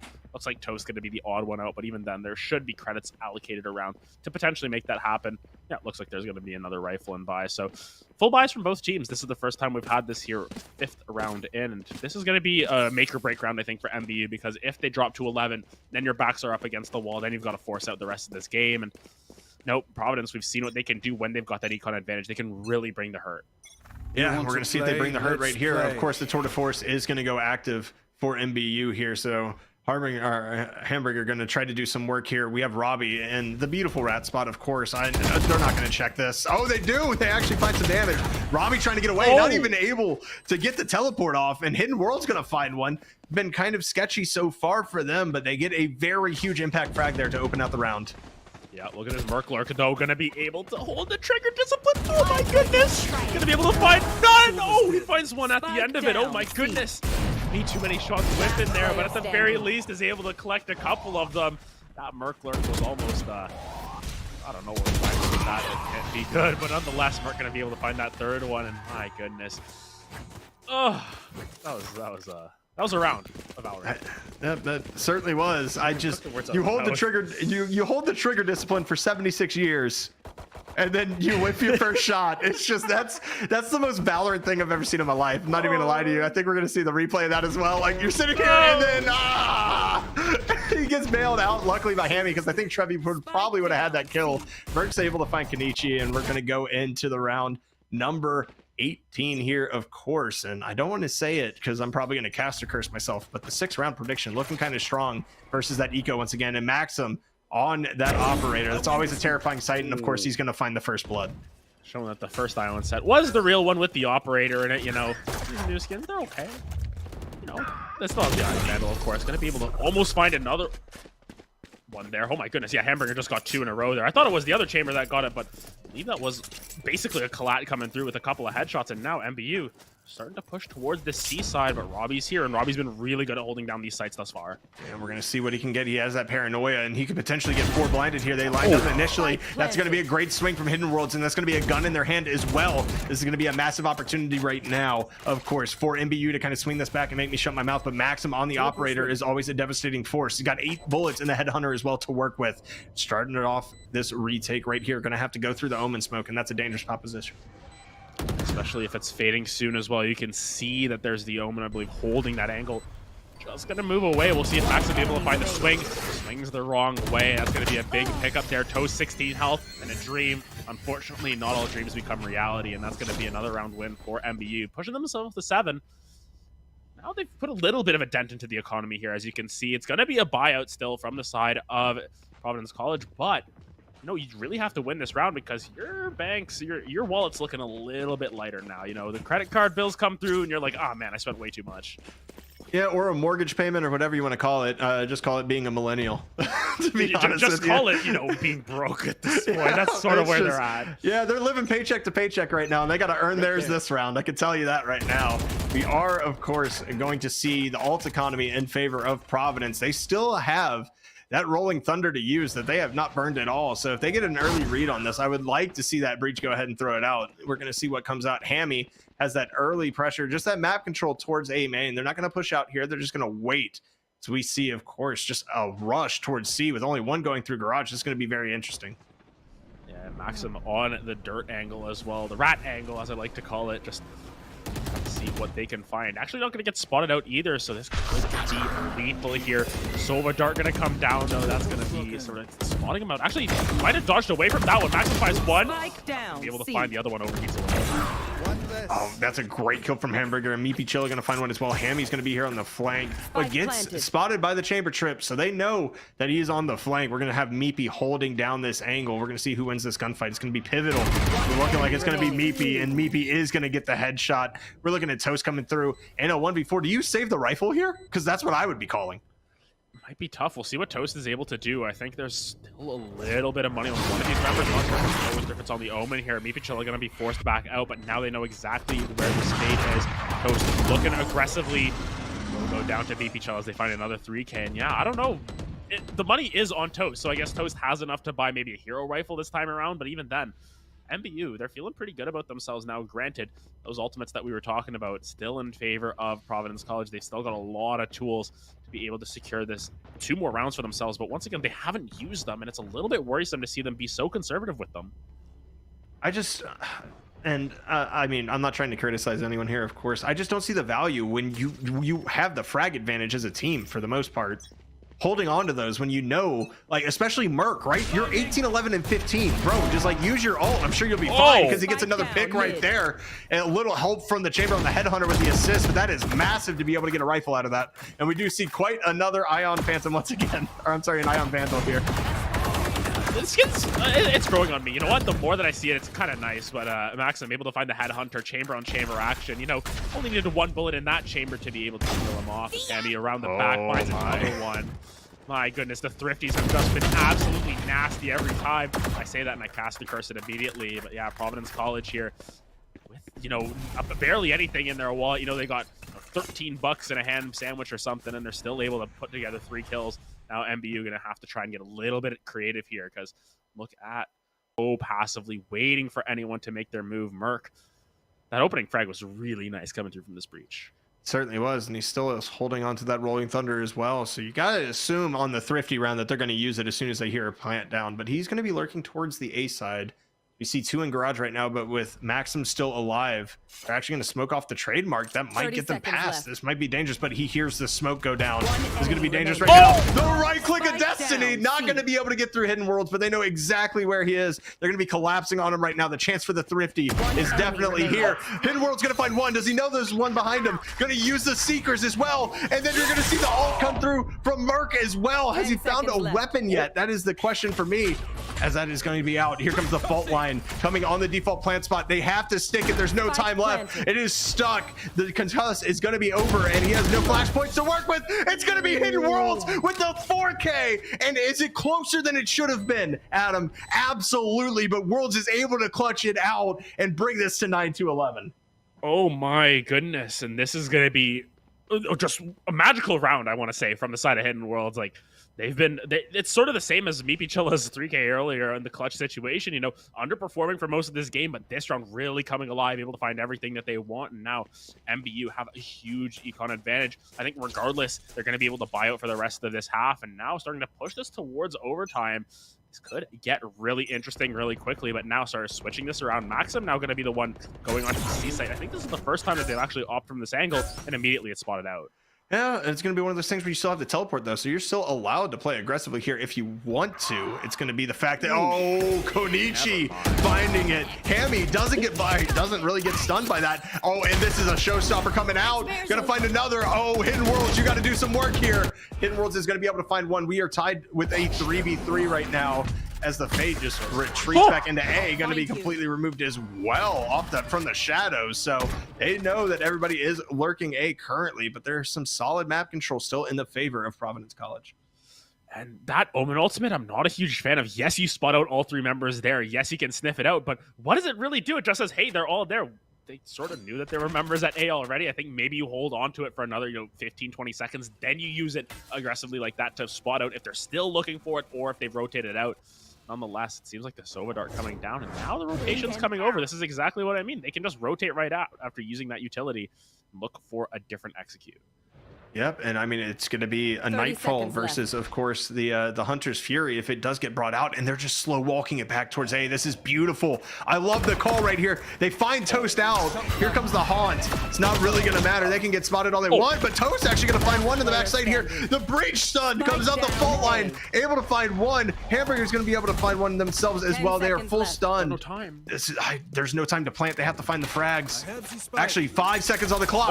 There is an opportunity here. They are rushing in. He's just trying to find it himself. He's not going to be able to find it, and it's going to be Providence College getting onto match point finally. What a retake coming up from Providence right there. Match point. And I think they might have had enough time there. It was really, really close at that, but now MBU backs up against the wall. Providence College at that 12 point. At the very least, they've resisted the throw of the century. It feels like there, they were up 11-6. It felt like it was set in stone there. 3 rounds in a row from MBU to sort of bring this one back, but nonetheless, seems like they've sort of stabilized here, and at the very least, kind of guarantee themselves overtime, but still MBU with a lot of money in the inventory there. This is a crucial round for them. You've got to stick it to the side of Providence College here.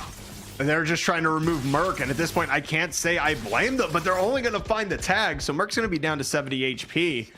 Robbie sitting here on top of B site and going to take care of the dart as well. Oh my God, Robbie, you were just a manimal. My goodness, Robbie's able to land that one. That was an excellent shot. I mean, the falling target's so difficult to hit those heads sometimes, but nonetheless, look at where Mipi Chilla has moved up. This is such a crazy angle. Trevi actually going to be able to collect onto Robbie as well. Angle from Garage, very atypical from the Duelist, especially Hammy just spamming through here. Hamburger going to be able to trade that one back, but now look at this. Look at the pinch down coming through from the chamber. This is tough from Maxim here. Let this out perfectly as Providence, they're a little bit lost in this round now. Yeah, they are. I mean, you're looking at the lurk coming out, but they have no idea that this garage control has been taken. And with garage control being there, it's going to be very difficult to come back. You do still have the Nightfall for the retake, so I don't think they're completely out of it yet. And this is going to be one of the biggest frags that can possibly happen right here if the timing is found by Hamburger. Oh, and he's going to go to use the Nightfall, and Hamburger finds it. Now, Maxim might have the Maxim has a shoulder, almost finds a second one as well. This is going to be extremely dangerous now that you have the operator down on the opposite side. Merc still available, staring down the smoke. Gonna find a little bit of chip damage as Trevi gonna find that. This is gonna be tough sledding ahead for Maxim here. With that, of course, the tour de force can find the frags, but he's gonna have to be pinpoint precise.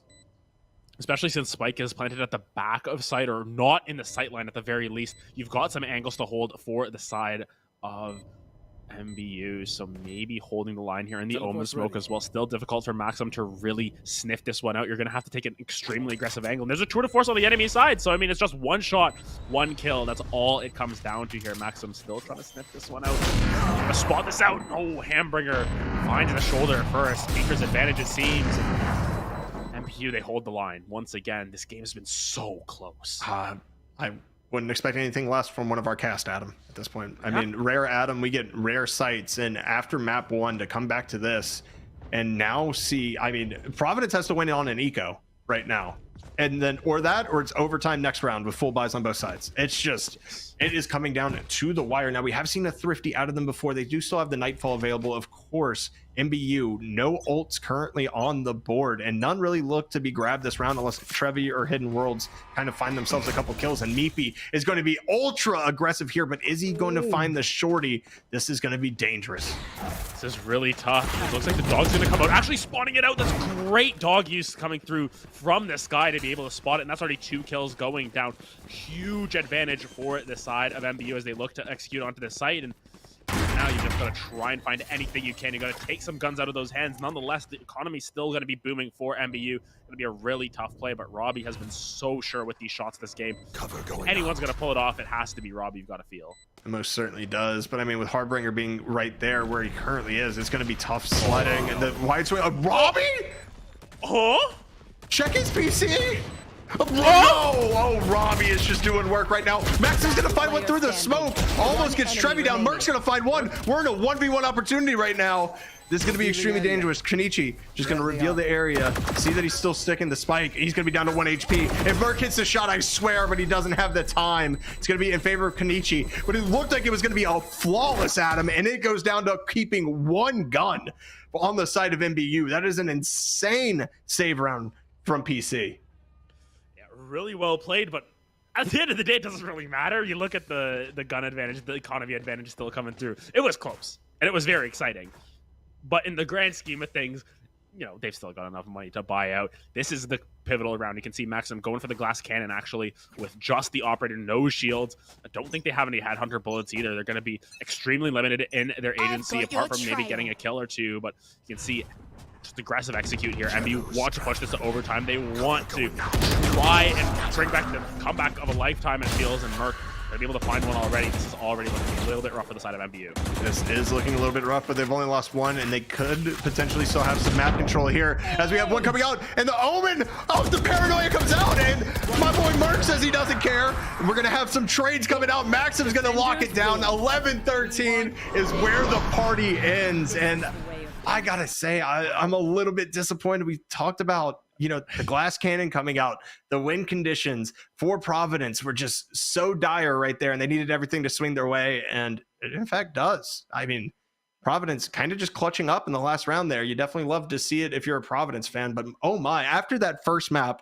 I'm very surprised we got that close, and I have to give all the props in the world to MBU. Missouri Baptist, props to you guys, because you could have easily rolled over and said, you know what, it's not our day, whatever. We lost the first map 13-1. To bring it back that close after being down 11-6, props to you guys for sure for fighting back.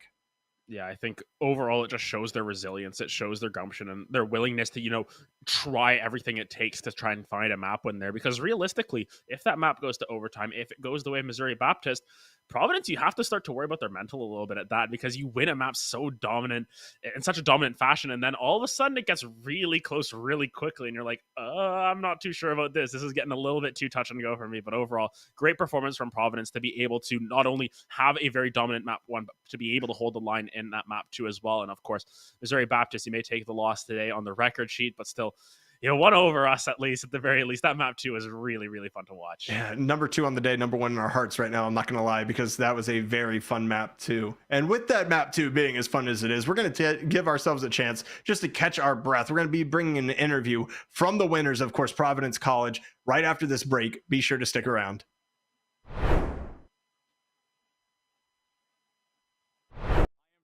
And I get a really neat opportunity here. We get to interview Burns from E United. Burns, how you doing? I'm doing well. How about yourself? I'm doing great. We're on day 2 of the event. It's been a fantastic one. I ran into you yesterday, but we were running around like chickens with our heads off, and it has been, I mean, how has your time been here? What has this event kind of been like? Yeah, it's great. I just love being in a passion pit, seeing all the college kids go at it.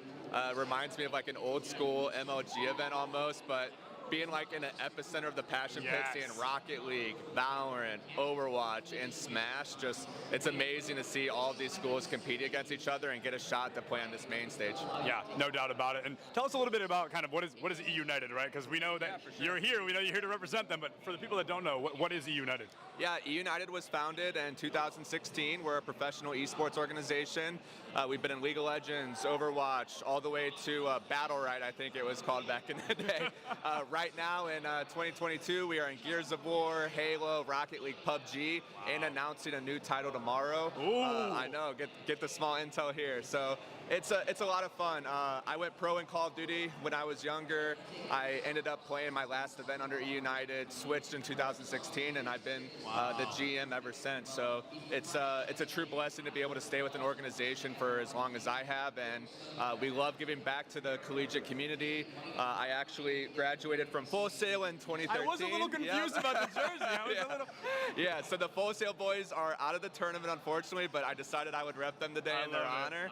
Yeah, it's just great. I love working with younger individuals who are trying to find their path in esports, and these college kids are really showing what they're all about. Yeah, so to be kind of an ex-pro player, where a collegiate scene at the time didn't exist, especially not to the scale right now, what is it like to see such high levels of success, such high levels of support for something that you weren't able to kind of get as much support in at the time, something that was looked down on a lot more? Yeah, I'm extremely jealous. That's all I can say. Full Sail started their program in 2017. When I was there in 2011 and 12, it was just a bunch of nerds running around, just creating their own clubs. I was still striving to go pro, but now you have these opportunities to play on main stage, play in front of thousands of people. We just had locals back in the day. You would show up and play for like $200, $100. It was like lunch money. Right. Now these kids are playing for scholarships. They're playing for fame.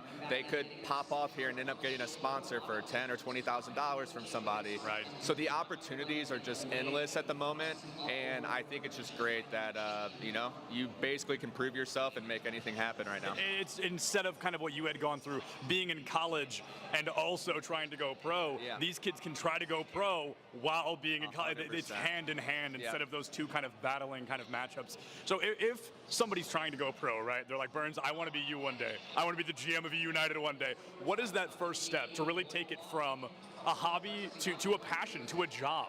Yeah, I think I've told this story a lot, but it's really, I thought about going pro every night before I went to bed. Right. Like, I lived and breathed Call of Duty for years. It was my life.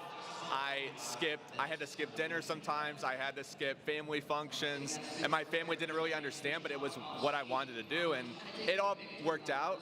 But at the end of the day, you always need to kind of be organized. You have to have the ability to not put all of your eggs in one basket. So even though it worked out for me, there are so many opportunities in esports. There's being a caster or interviewing people. There's working in production. There's helping people get waters. Like, literally, there are so many opportunities. So, oh, this crowd's awesome. They're going crazy, dude.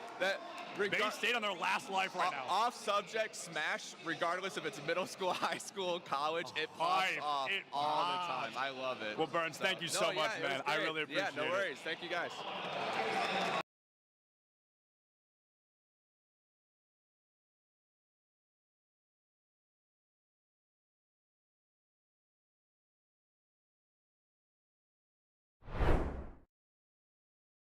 Well, my name is Darian Wheeler. I'm a junior at Cornell College, and I play for the Overwatch and Smash Ultimate team there. I also play football, and I enjoy playing Ultimate Frisbee as well. Wow, how do you have time for all that? I have no idea. Just gotta prioritize, right? Yeah. So how long have you been playing Overwatch and Smash, you said? Overwatch, I started playing the summer before I came to Cornell, which was in 2019. And since then, I've gone from bronze to master's ranking just by being on the team. And Smash, I started when the game first came out, but I haven't played the game competitively until around the end of last year. And what made you want to start competing? At the time, our esports coach, we just started getting into like big tournaments and stuff. And so we went to a tournament where one of the PGR, one of the top 50 players in the world, was appearing, and we played him, and it was not pretty. It was, we got stomped into the dirt. And so that I didn't like that. So I said, you know what, I'm gonna get better. I'm gonna play better, and I'm gonna figure out how to beat someone like that, because that was not fun. And what have you done to get better at the game? Like, what kind of strategies do you use? We have weekly practices. We have Monday, Thursday, and Friday. We practice. I play by myself, of course. I go to tournaments. And from these tournaments against good players, I take the film that I get and I VOD review it, learn what I could have done better, and figure out things like positioning, usage of abilities, that type of thing. So what do you think about your team? How does it feel to be a part of an esports team? And do you guys all get along? Are you guys friends? Oh yeah, it's fantastic. If we're all in the room together, we're just joking around. We're which sometimes makes it hard to practice because it's very hard. It's hard to get serious when it's really goofy like that. But I love being on the team. It's like one of the reasons I stayed on the esports team, because we had a director change. Despite the director change, was because I just love the team. That's really good. You guys support each other and all that. That's awesome. You said you've gone to competitions and stuff. Well, how often do you think you game a week? How many hours do you think you play a week? Maybe over 24, maybe 30 hours. It's a lot of time. You play Smash and Overwatch. Which one do you like better and why? I like Smash better. One, fighting games have always been my thing before shooters, so that's part of it. And I'm much better at Smash than I am at Overwatch. Overwatch is more of a team-based game, so your individual performance matters a lot less. But Smash, everything that you do, it's all on you, so you can always improve on that. And I know you've been to competitions and stuff before, but do you still get nervous when you're about to compete, or are you pretty confident? Oh man, yeah, I get nervous still. It depends though. I usually have music playing, calm my nerves. But especially if I'm going against a player who I know is very high ranked, very well known, very good. In tense situations, I'll always I just get nervous, and it just doesn't go well if that happens. But yeah, I still get nervous. Yeah, I think that's natural though. Are there any specific teams or schools that your team kind of watches out for or that you really want to beat? Iowa State, their team is crazy. So they have most of the top ranking players in Iowa. So those guys they have a big target on their backs. Can you tell me Hello and welcome back once again to Esports U. You just saw a matchup, of course, in between Providence College and Missouri Baptist University, with Providence College taking that beautiful 2-0. And with that being said, there was one man, the myth, the legend, that popped off for his team last map. It's going to be, of course, Merc joining us right now. Merc, how are you feeling after that one, brother? We're feeling great after that one. Definitely feeling great. We had a nice one on Ascent, nice one on Haven. We haven't dropped the map yet this season, so we're definitely feeling good. Yeah, and just want to get your mentality going into that map too there. After such a dominant win on Ascent, how do you sort of recenter yourself to get back into the right headspace for Haven so you're not going in, a little bit too headstrong? What's sort of your mentality in between games? Yeah, so after that Haven or the Ascent win, we came into Haven and we were just saying, let's act like we haven't played them before. Let's just go into it doing our normal stuff. No, running them down, being disrespectful. Just act like we don't know what they're going to come out with, what they're going to play like, and just play our game how we play our game. And they certainly came with a different tenacity in that map number 2. Of course, y'all's game plan on Ascent was just extremely solid. Of course, on defense, y'all were able to just ride that momentum through map number 1.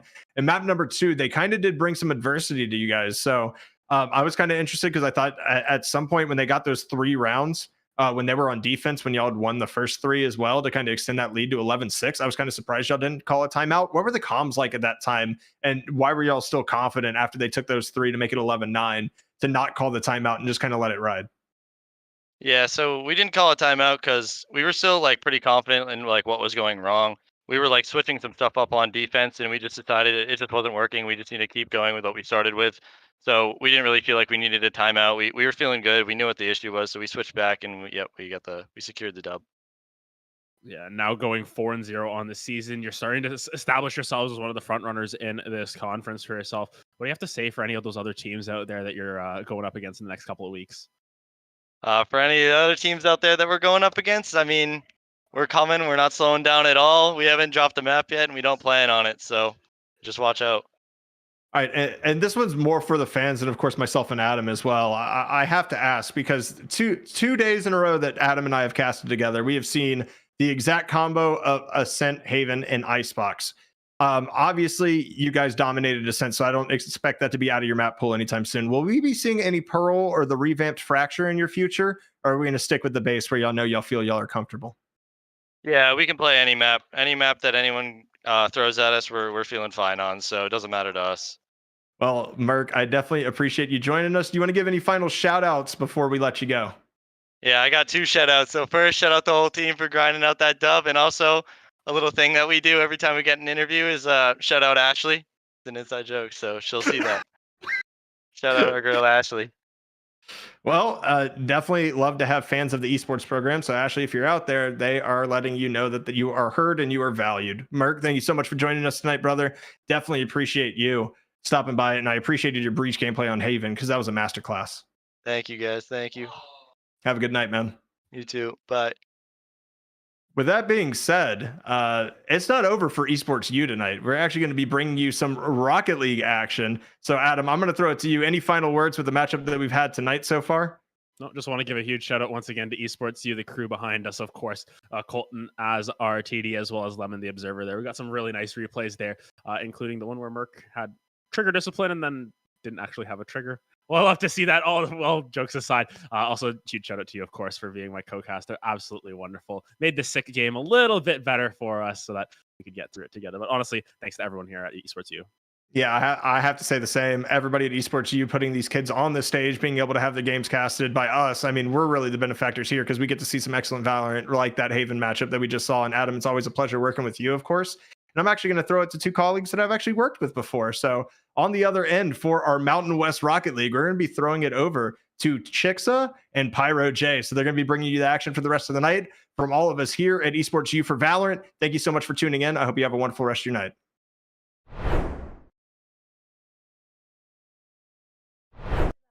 Think about CECC, and do you think your team will go to Atlanta? Currently, our team we're going over a massive overhaul because we're down a lot of players due to transfers and other things, but it's still possible. I think we can do it. Okay, yeah, we hope to see you there.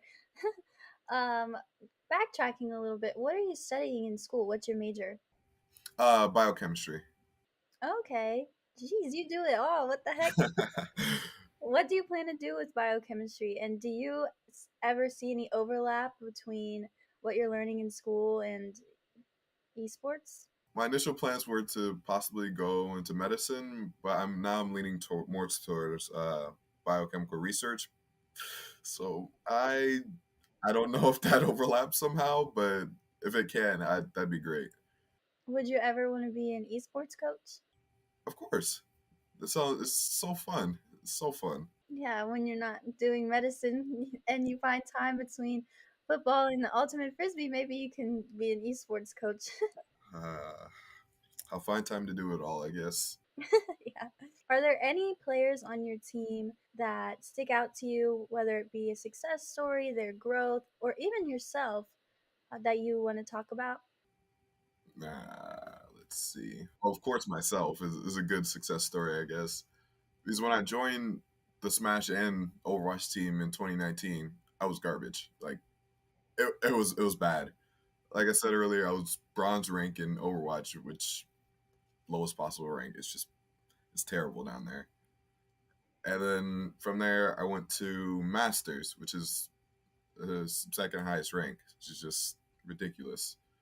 And then in Smash, I was also bad. So, and now I'm one of the top ranking players in Iowa. So it's pretty good. So, what has been your proudest moment or specific moment? I know you jumped ranks there, but has there been any specific moments in a game or tournament that really you're proud of?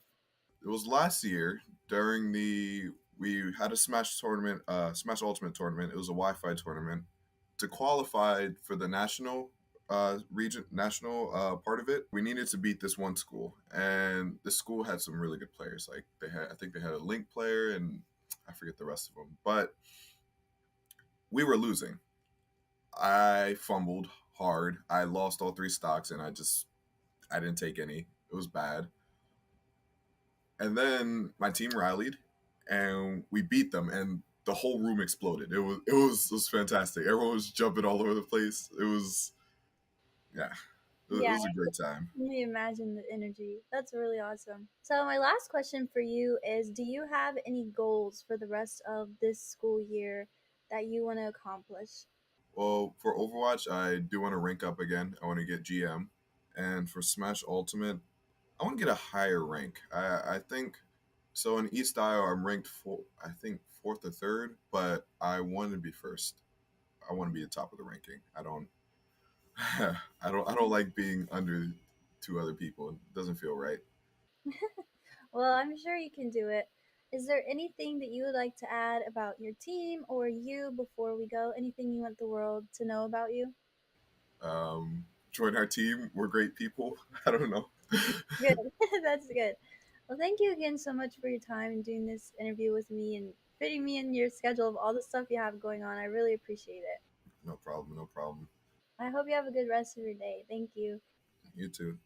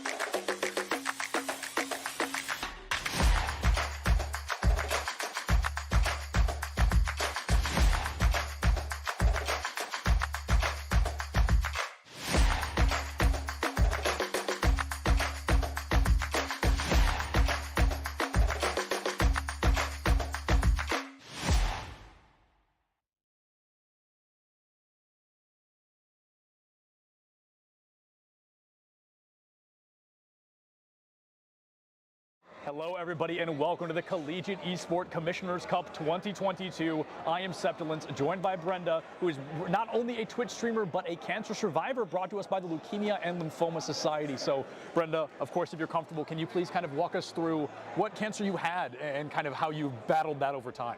Yes, of course. So I was diagnosed with acute myeloid leukemia, AML. It's a very rare cancer. Thankfully, treatment for it is pretty good. So 97% chance of it never coming back. I've been cancer-free for 4 years now.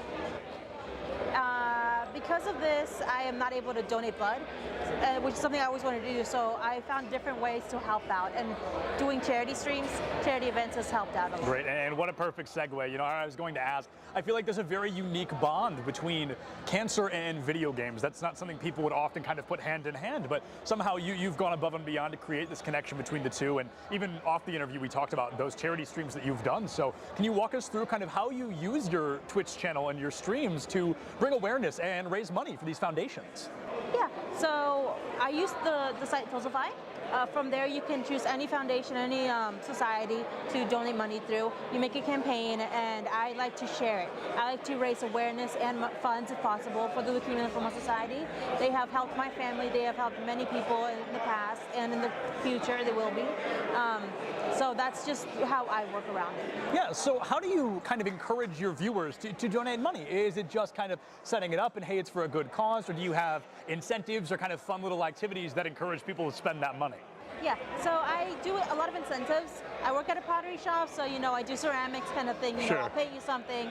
They can choose what kind of games they want me to play, things for me to sing, all kinds of things. Yeah, so we talked a little bit off the interview about kind of being trapped inside, right, and having video games as that outlet and utilization of kind of feeling a little bit less stuck. And were there any games you found yourself kind of really attracted to, or games you found yourself just playing more and more often as time went on? At first, it was a lot of Gary's Mod, Prop Hunt. That was the thing back in the day, you know. And then I also play a lot of multiplayer games, League of Legends, party games, all kinds of things. Yeah, absolutely. So if somebody kind of looked at your situation from an outside perspective and they thought, oh, you know, how could somebody ever utilize video games to address something as serious as cancer? How do you feel you've been able to successfully utilize this unique platform? It's amazing, you know, you get through Twitch especially and other streaming apps, you get access to meet people all over the world. Yeah. People globally. So you get to raise awareness globally.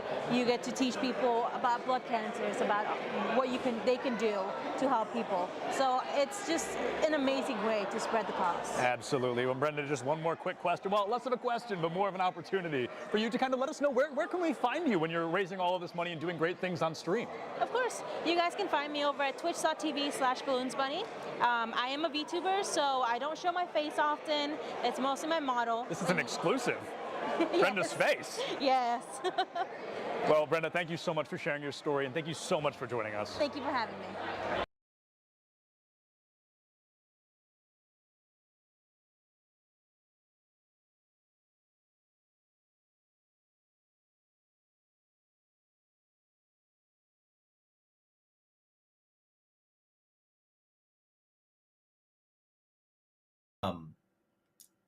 I really think that there's been a sorely missed opportunity for developers to take a step back from competition and take a step forward with community. And if they do that, I think we all win, because community, I would argue, is the one thing that no one's trying to solve. We're trying to solve recruitment. We're trying to solve competition. Tell me, where's community? Honestly, any one of you, go ahead. Shout out what's the national community for Scholastic right now. Any title, tell me. Yeah. Where do I go? How do I meet and hang out? Of the storm. How does Community 0. There's Yeah. nothing. It doesn't exist anymore. And it doesn't exist statewide. It doesn't exist school-wide. It doesn't exist region-wide. It doesn't exist nationally.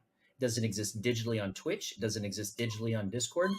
It doesn't exist through any form of skill-based development. It doesn't exist on any form of, skill-based learning or just pure socialization and fandom.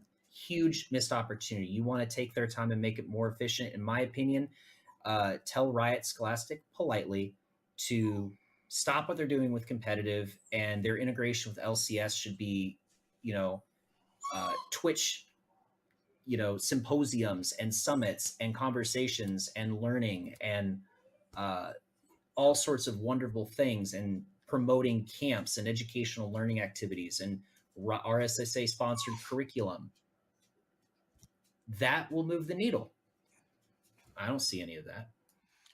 So Chris, that was pretty much the last topic. You kind of wrapped it in a nice package called community. And I was kind of thinking more from an organizer and a broadcaster point of view around growing fandom.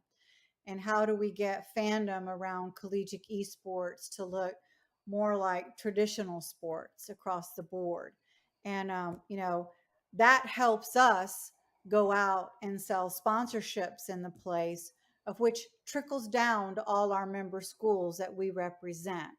But when we go to brands and we can't check that box of, 1 billion impressions and 1 million views, we still are challenged with selling those sponsorships. So my last and final is, do we have any secrets around how to grow fandom or grow community let's just start with on campus?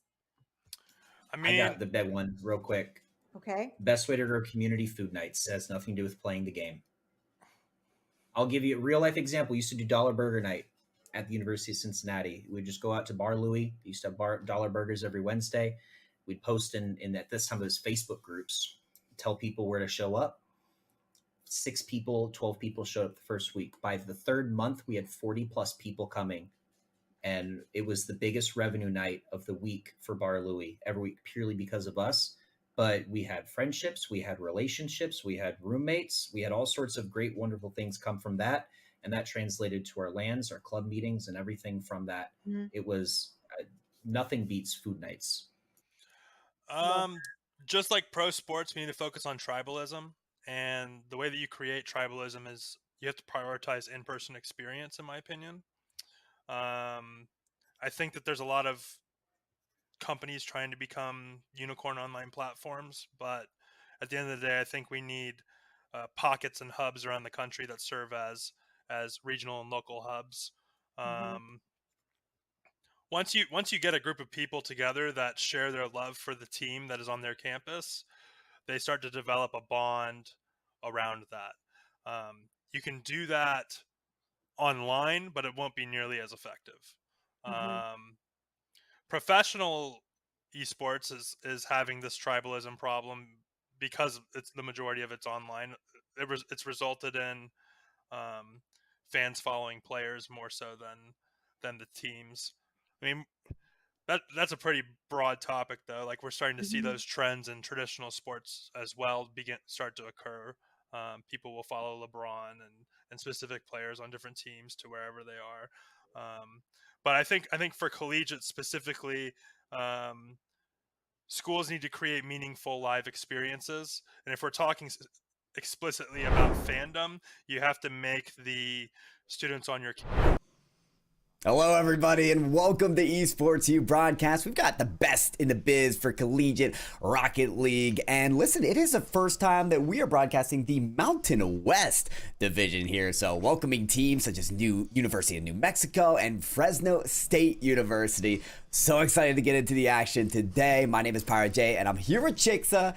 Chicksa, we ready to bring in this conference to the Esports U Broadcast?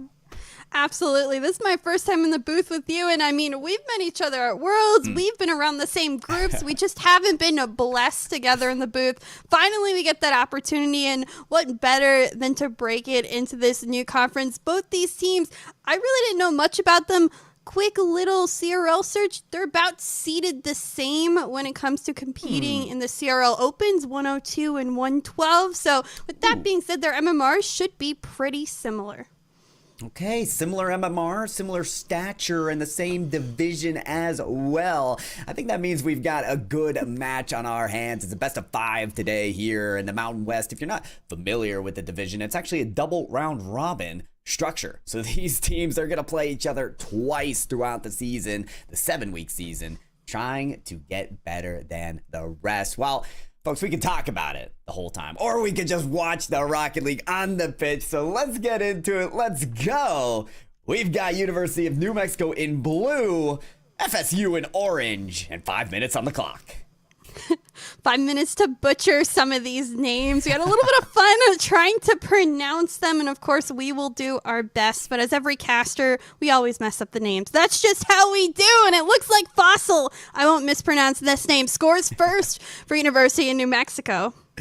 And no assist registered here, so I don't have to butcher that name either, Chicksa. It's just a solo own goal, or solo play for Fossil. No own goals here registered quite yet. And, you know, we have one team getting a good start to the match. It's always, sometimes you never know. In a best of 5 series, it can go by in a flash. So setting that first look, drawing first blood in the match, it can be so useful. Maybe they'll get the second as well. Ball rings right off of the post, and that comes so close for a second goal. Seems like Fresno State having a difficult time on the defensive line. They've had some misses. They've been able to get the balls out of the half, but at the same time, the misses keep coming on the goal line, and because of it, we've gotten some pretty risky chances near that goal line. Clear will hopefully come through for the boys in blue. University of New Mexico struggling to get this out, but good thing they have that early lead. 1 minute down, and all we've seen is chaos on the field. That's just how we love it here in Rocket League. We got Hai-Yi Hina almost getting there towards the goal line, having to really lock it up here. Conceded 1 goal. They don't want to concede a second before they can respond, though this is looking dangerous. Water falling down right on the goal line. More chaos to ensue, but they survive somehow, some way. Fresno State get the ball away again. Great rotations by University of New Mexico. Zane all the way back on third, able to send that up even after the clear. New Mexico has maintained a majority of the possession in that orange half, and because of it, they have, I think, the better shots, in my opinion, to start off this game. FSU, though, they're finally looking to go across, but a demo comes afoot, and still they have to reset, re-manage. Fresno State looking for that tying goal, and they won't find it just yet. Not gonna lie, I see Regicide in that Cloud9 decal, and I feel like my allegiance already is being biased towards University of New Mexico, but it's okay. I won't let my heartstrings get tugged on here. I'll stay unbiased as I can and silently hope for Cloud9's return to Rocket League. But regardless of all that, Fossil with a good dunk there. We're almost dead even with shot counts on either team, so that we see a 1-goal advantage on one side of the scoreboard. Pressure has been relatively equal from both sides. It's just about whether you get points on the scoreboard or not. That's what counts at the end of the clock when it draws on to 3 zeros. Looks wants to get that around. Is he going to manage to do just that? It's swung away by Eakley. That midfield presence just too strong from Fresno State. What's worrying me is these misses that we keep coming through, whether it be off that sidewall or right in front of net. Those misses can be deadly. This one just off the post, and now Fresno State's, I think, the most quality opportunity we've seen yet comes away. Second chance, though, by Hyena. I think so. And we got their tying goal. You nailed it, Chicksa. Absolutely. And look at that placement as well. I think that's what was nailed as well. I mean, all along we were seeing these shots that were painting the woodwork. If the crossbar was a little higher, the post a little wider, we'd be seeing goal after goal on the board here. But sometimes it takes a few rings around the rosy to get the precision tied up. So, Fresno State finally find their response, but can they hold on to this momentum that they've seemingly gathered? It's appeared that they're able to crash the board so hard, but first they've got to get that ball to that other side of the field. For now, it's another chance for New Mexico. New Mexico gets a great challenge here. Up does Fossil have the read? It's down, but not on target. New Mexico want that lead back. It seems like they'll just get it. Zame to come through, collect the shot and opportunity. They go back up by 1. Came at this shot in the speed of light, and if you notice the replay as well, there's harassment being had from the Fresno State players. They're trying to bump, poke, prod, anything you could do to get the shot taker out of the way, but it just wasn't enough. Weathers through the adversity there for University of New Mexico and gets the go-ahead goal. Want to maintain dominance as much as they can in this series, and reinstating a lead can do just that. Still, close to a minute remaining for Fresno State to respond. And it is coming up a little bit shy for them. They do not have the reinforcements back defensively. May have gotten a little eager on the offensive side here. Took the words right out of my mouth. When you are down by a goal, yes, you need to take risks. Yes, you need to push up the field, but don't forget your rotations. Don't leave your back line open.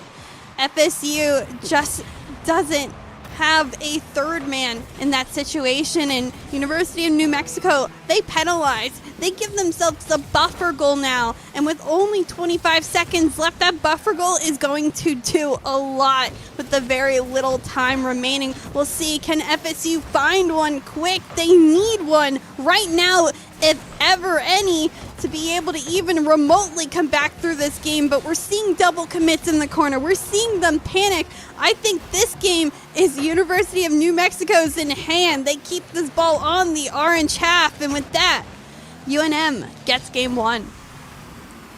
With that, indeed, it's a win. We'll get a little spectacular plays here at the last second. My favorite part of Rocket League is it doesn't end. That ball touches the ground. Well, there you see it. New Mexico now will officially be granted their game win. I'm so impressed by the late game affairs of this team, but Chicks, I don't think it's that emotion covers how much I'm feeling for Fresno State right now. I feel like they could be walking away with this game with 3 goals going into overtime right now if they had just slotted some of their shots. We saw again and again. You said it best. The shots were just missing. They were covering the post, the crossbar, all around. It seems like that precision's starting to get better. So maybe game 1 was more of a warm-up for Fresno State. I mean, absolutely. There could be some nerves in there, just, a little bit of sloppy gameplay to start. It's game 1, your feeler out game. You're trying to understand what the other team brings to the table. And I mean, in this double round robin situation that the league has set up for them, they do get to play each other another time. So this is a long game. This isn't a once and done. This is let me figure out my opponent and work from it. And even if I don't win this time, I learn for next time. And there will be learning to do throughout this league, throughout how long the division goes, 7 weeks here. But at the same time, in Rocket League, there's a need to adapt within the series. What can you learn game to game? How can you take this refresher and come back swinging in game number 2? That's a big question, and our answer may be found earlier than we thought. Hyena almost heaving a goal at the very quick start of game 2. I think that Fresno State want to get started as quickly as they can. You love to see the passion come out early, that need for the goal, the want to bring that aggression early, and they bring 2 great shots, but again, it seems like their defense is the thing that they need to work on as well. They managed to thwart off the first opportunity that University of New Mexico has, but that ball is still on the orange half. Zane looking to send one down to a teammate, but won't find it just yet. Fossil as well to keep up the pressure. Eakley patiently waiting, but a huge clear here by Laylox, and it'll go across field. University of New Mexico keep on bringing that pressure. Clears won't do it justice. Find the outlet pass because that's dangerous in front of net. University of New Mexico, they're looking for that opportunity.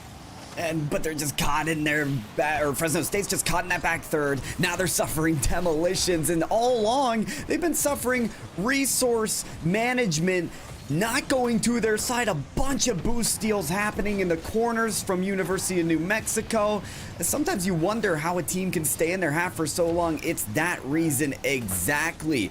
Resource dominance, really, in the boost department for University of New Mexico is what is keeping Fresno State so tied up right now. The pump coming in from Fossil leaves just one defender. Regicide makes it work, though.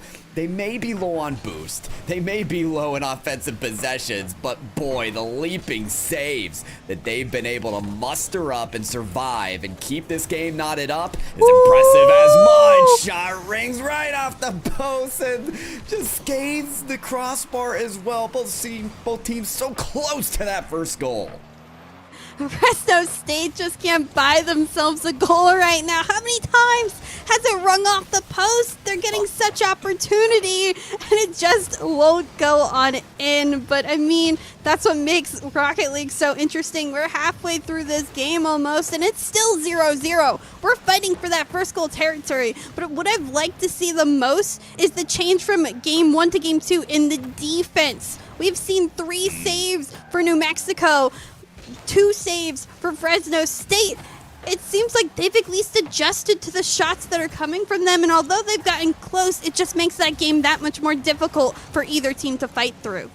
Yeah, it speaks to the solo caliber of these plays as well, not just defensively, but on offense as well. Wonderful work from Eakley to set this chance up. Look at the added flip earned from the ceiling. I think he even got another with that touch on the ball, but didn't need it. Fossil's there to wrap it up and bury it like you'd excavate a fossil to reimagine and reappear. Guess what's here right now? It's a goal for University of New Mexico. They've got the lead and more. No, Regicide denies.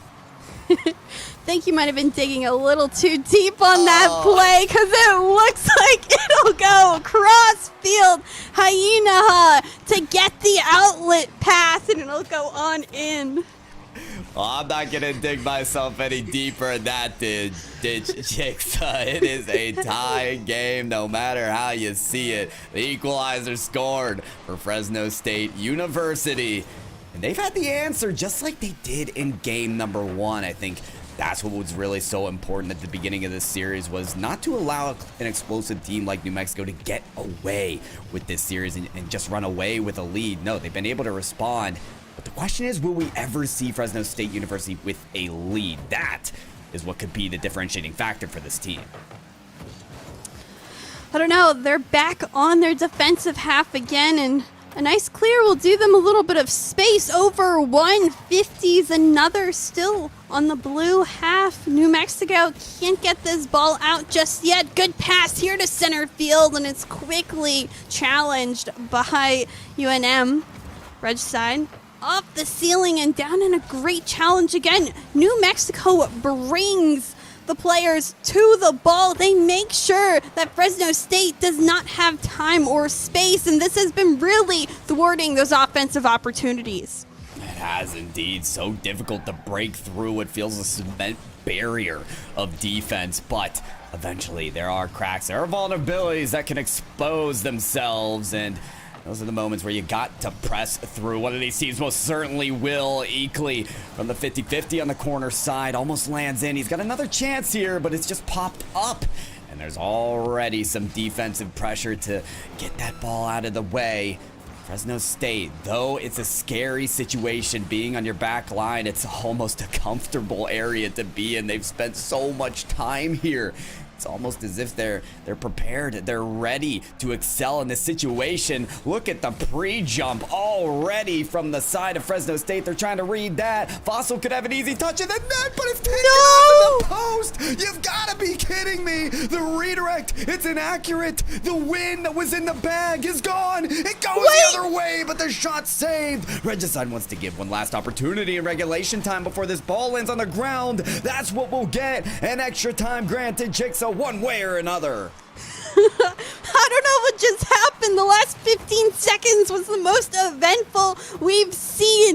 A missed redirect, an opposing counterattack goal deflected away, and now we do find ourselves in overtime. We find ourselves in extracurriculars. They managed to continue to play this game out, and it shows that both these teams have adapted. They're fighting much harder than we saw. The sloppiness has pretty much gone away, and now they're as evenly matched as ever. This one goal will certainly give whichever team a really fantastic lead. Fossil, the first miss, equally the finish. UNM finds game 2 as well.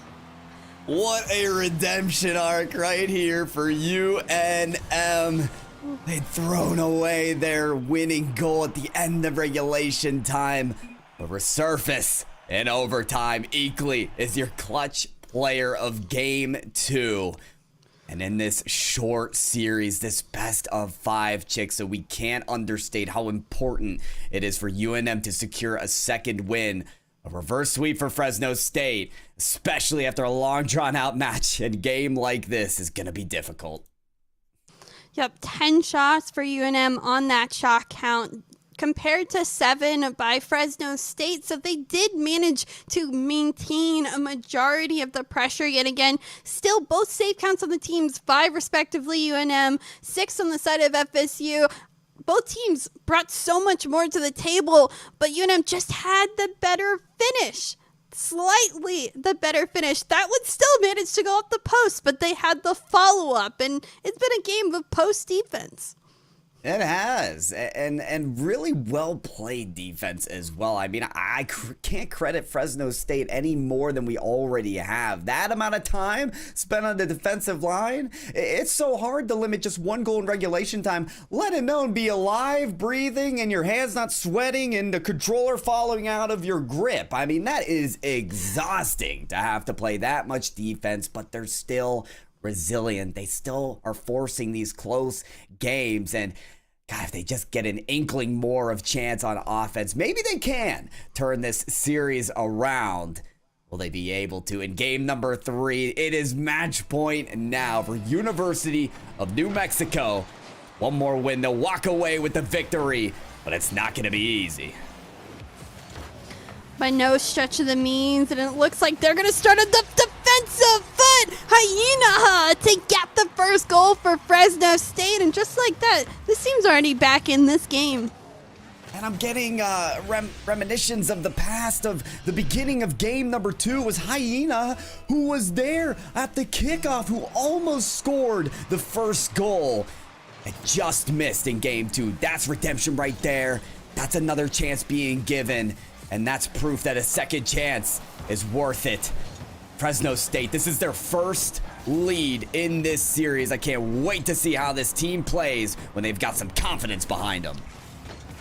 I have to pick a difference maker. It is going to be Hyena. He has been the shooter for this team, the person that goes above and beyond on the aggressive front of the field, has those shots. The second one there taken away, but now there's no third man back.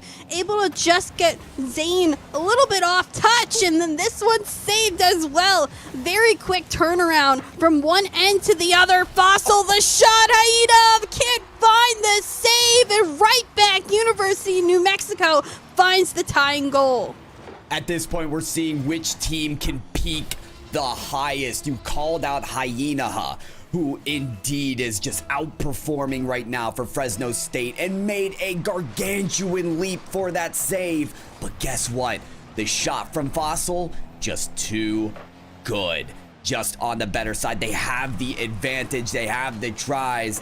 And this certainly puts Fresno State in a position where they feel like they need to up the ante, where they feel like this moment of aggression, this lightning in a bottle that they've captured here, their first lead, it has to be advanced. And most indeed it will. Hyena is back for more. I cringed with that double commit on the corner by Fossil and Zane. You can't, on the defensive front, mess up your rotations like that. It leaves the back end completely open, and Hyena has been that finisher. They get the second goal this game. They have 3 of the 4 shots. They've also made 2 saves. At this point, they are absolutely carrying. The potential for them, endless as it seems, but one player cannot be the entirety of a team. His other 2 teammates, they need to step up. They need to play their part, because Hyena, he's doing his. University of New Mexico, they've been playing like a team, and now they'll look to go as a team upfield and get another tying goal back. But that's a fantastic pass. Hyena just all over the field sees his teammate and sets him up across.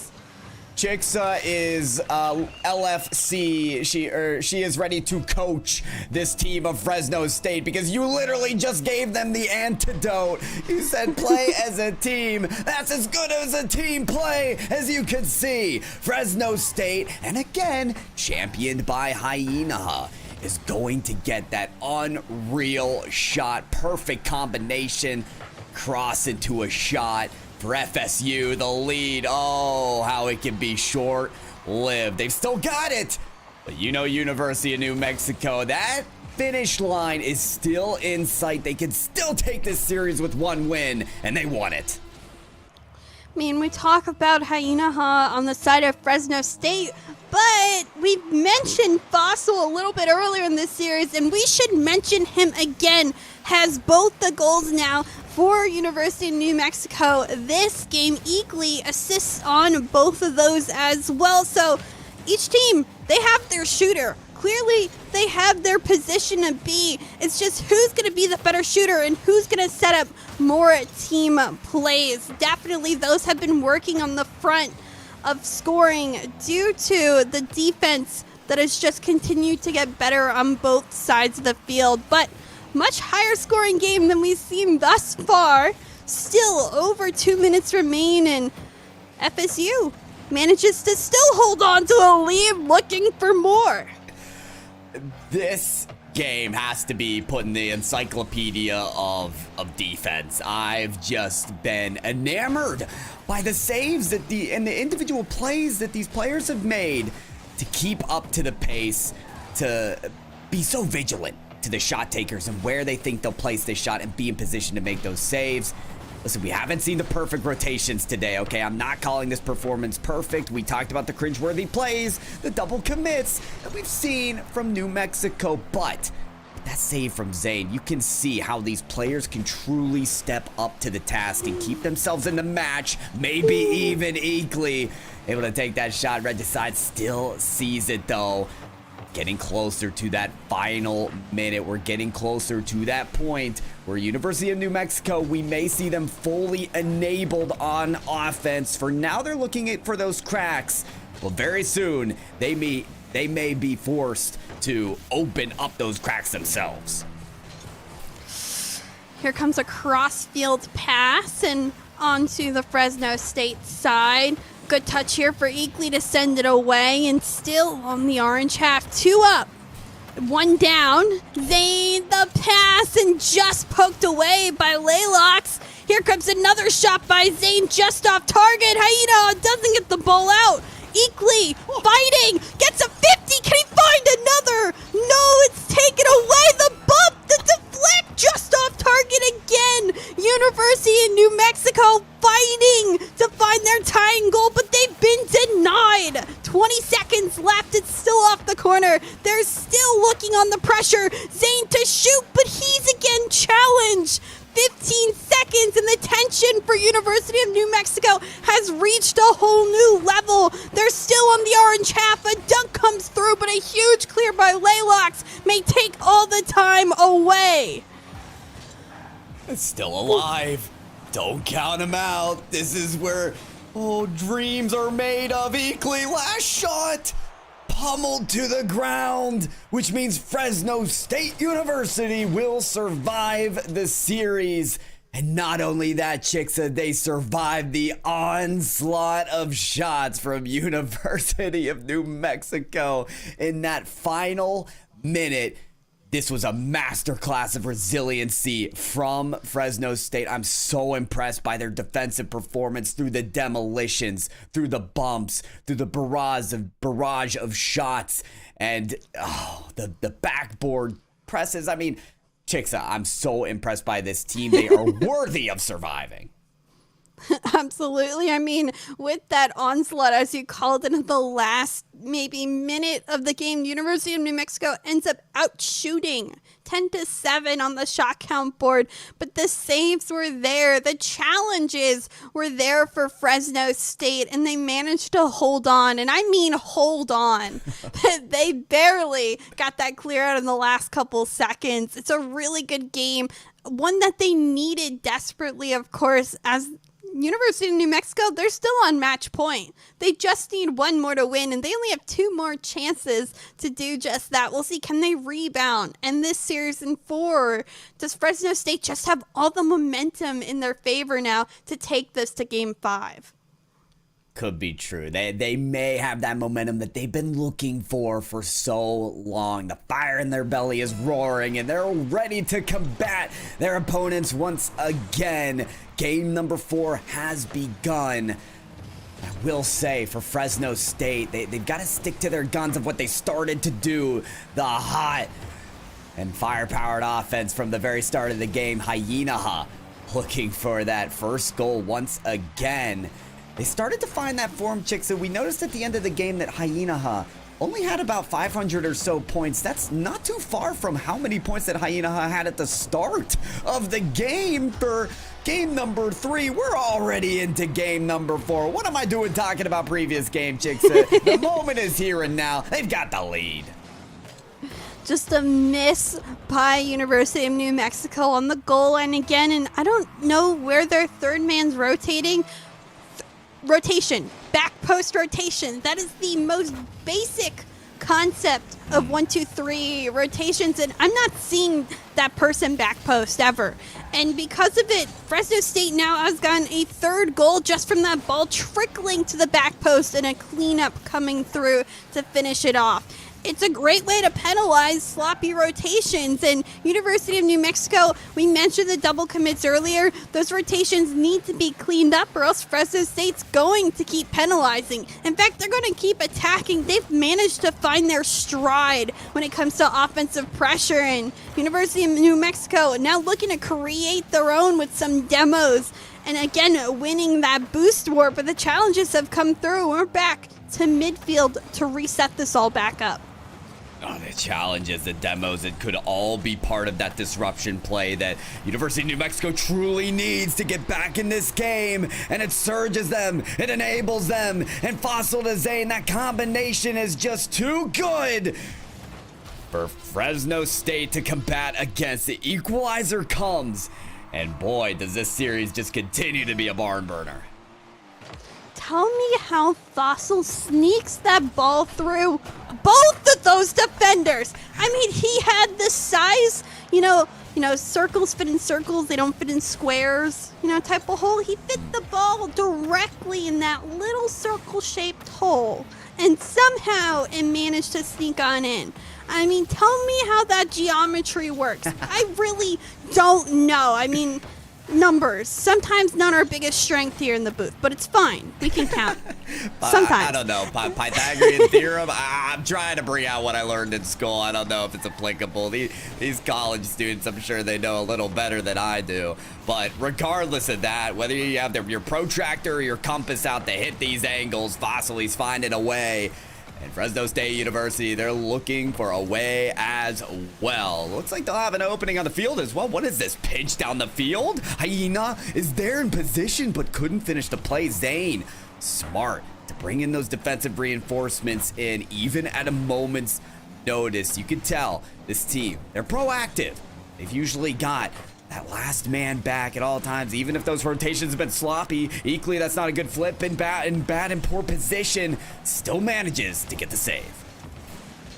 Laylock's off the corner, a finish, follow up by Hyena, but everyone in the realm of possibility for University of New Mexico. Shot will come on through, saved equally to the skies off the backboard, but Fossil can't find that read.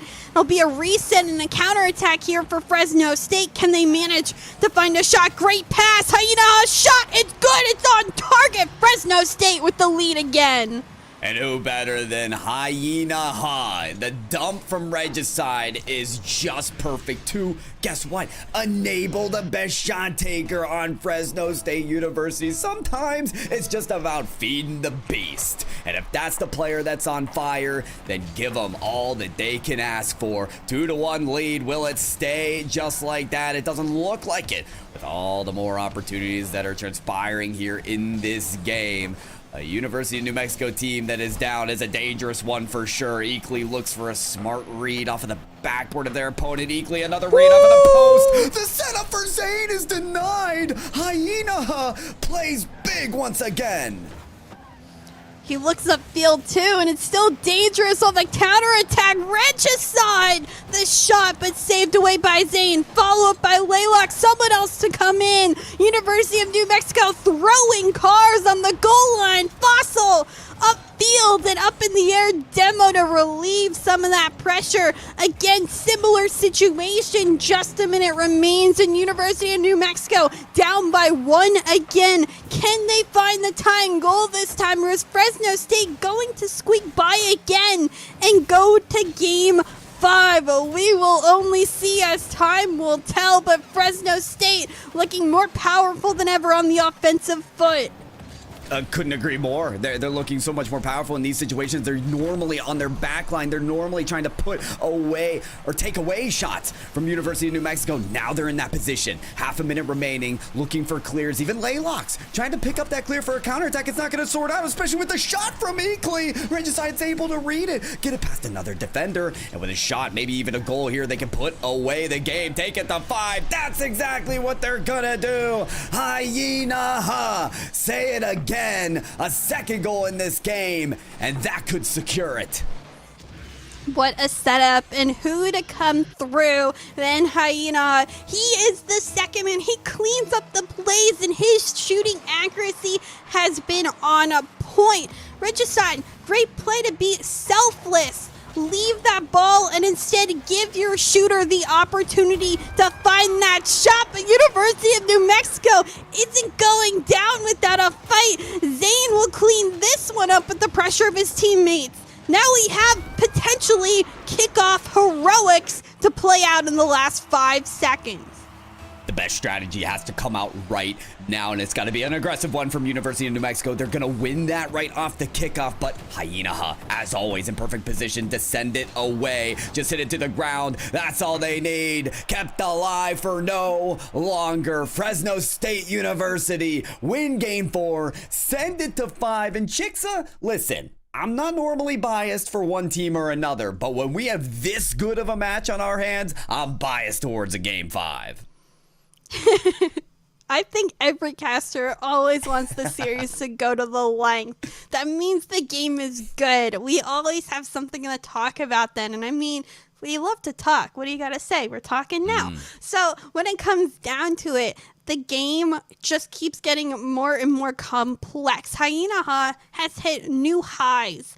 Each game we continue to move forward. He is always in the position to shoot, and his teammates have really helped him out as much as they can to give him those opportunities. When it comes to the other side, University of New Mexico still getting opportunities, but I wouldn't say the quality is there. And again, they're not boost starving their opponent, as we mentioned earlier. It's become an even Steven game, and when it's even 50-50 balls, Hyenaha is just coming out on top.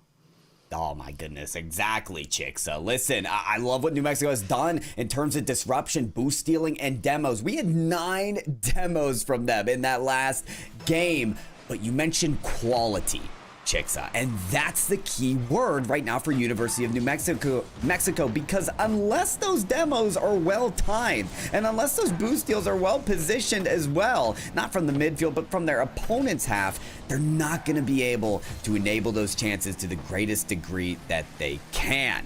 Numbers aren't just what matters on the board when it comes to those demolitions. They've got to be well timed equally. See, that's a demo when they're not really in scoring position. So does that help or does it hurt their team? That's equally with yet another. He's on a rampage here, but they're still fighting for possession. Hyenaha off the backboard. The bounce will be down. Nobody left. He'll get a demo on the rotation out as well. And this keeps the ball in the blue half. Good touch out by Zane to relieve some pressure. Equally to send it upfield. Here's a potential for University of New Mexico, but the follow-up just wasn't in position. Neutral ball. It looks like Fresno State with the opportunity, but Eakley to come through from his own side and manages to poke that ball away. Really want this University of New Mexico team to think about how they can play as a unit here, because these clears have been great, these saves have been immaculate, but is it going to be enough if you're not sorting out as a team? This save, it's what's needed, but Fossil, where are the reinforcements? Eakley is turned off of the play, and it allows for Fresno State University to pounce on it. The 3rd game in a row that they're going to score first, and that tends to go well for them. Eakley, where are you going? Back post rotation! You put yourself out of the play instead of positioning yourself where you could be helpful. Tell him, Chixa. Frustrating! It's frustrating to see the little things that make such a big difference on the field. And now Fresno State, they managed to get their lead once again, and at this point, they're feeling pretty hot themselves. They're getting really great opportunities. They're keeping up pressure on the field.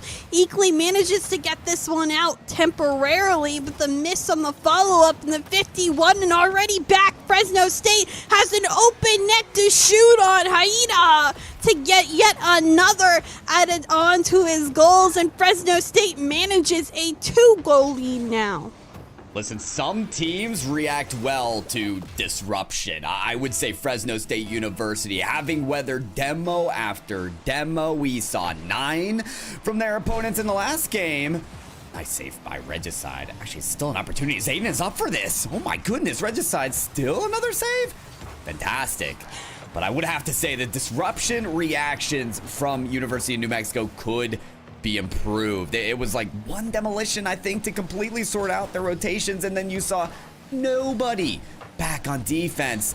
Communication's gotta be there. The ability to react has to improve for University of New Mexico, and I'm not talking next game. I'm not talking next series. I'm talking right now. This is game 5. The next winner is gonna take the whole series, and it's now or never.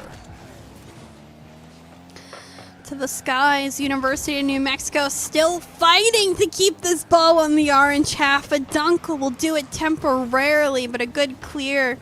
2 up though, double commit for Fresno State. Laylock still manages to find a touch. I mean, whatever, dude, you do you to keep control of that ball. And a great save by Hyena to weather that one away.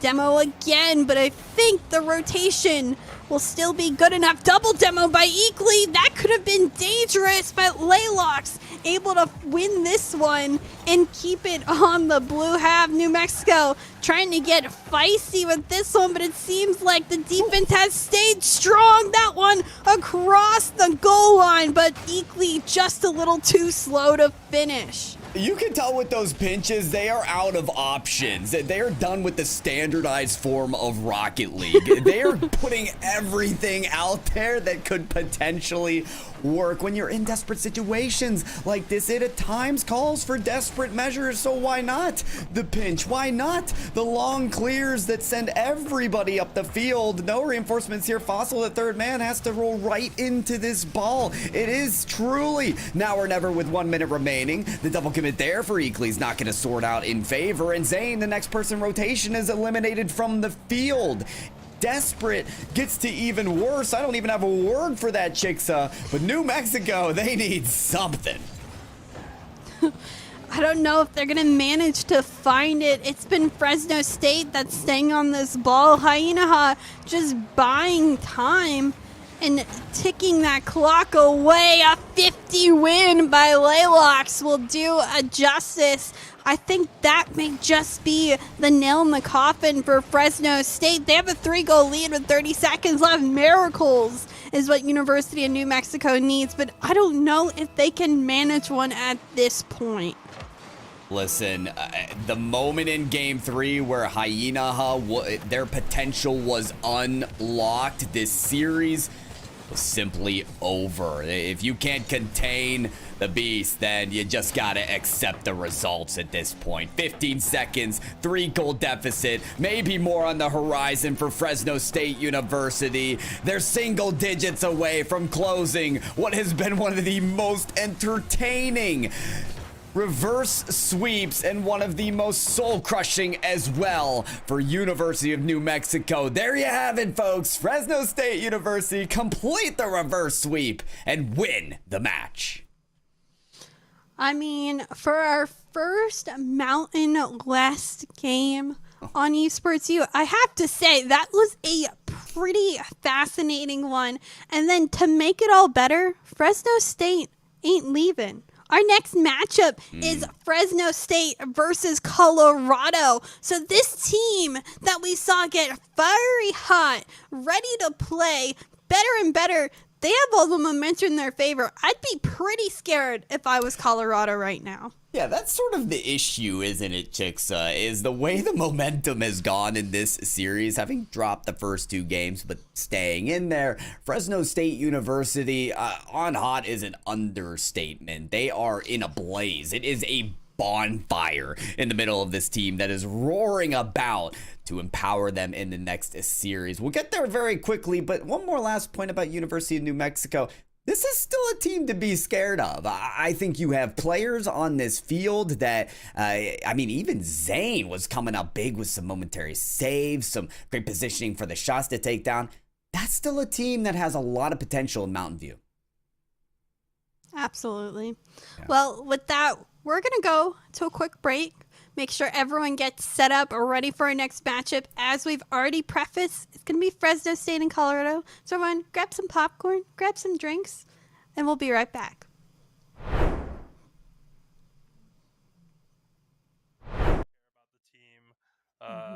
First, that's the biggest thing. Either you create a level of pride through community engagement, or through the team itself. At a lot of schools, the groundwork is there for this.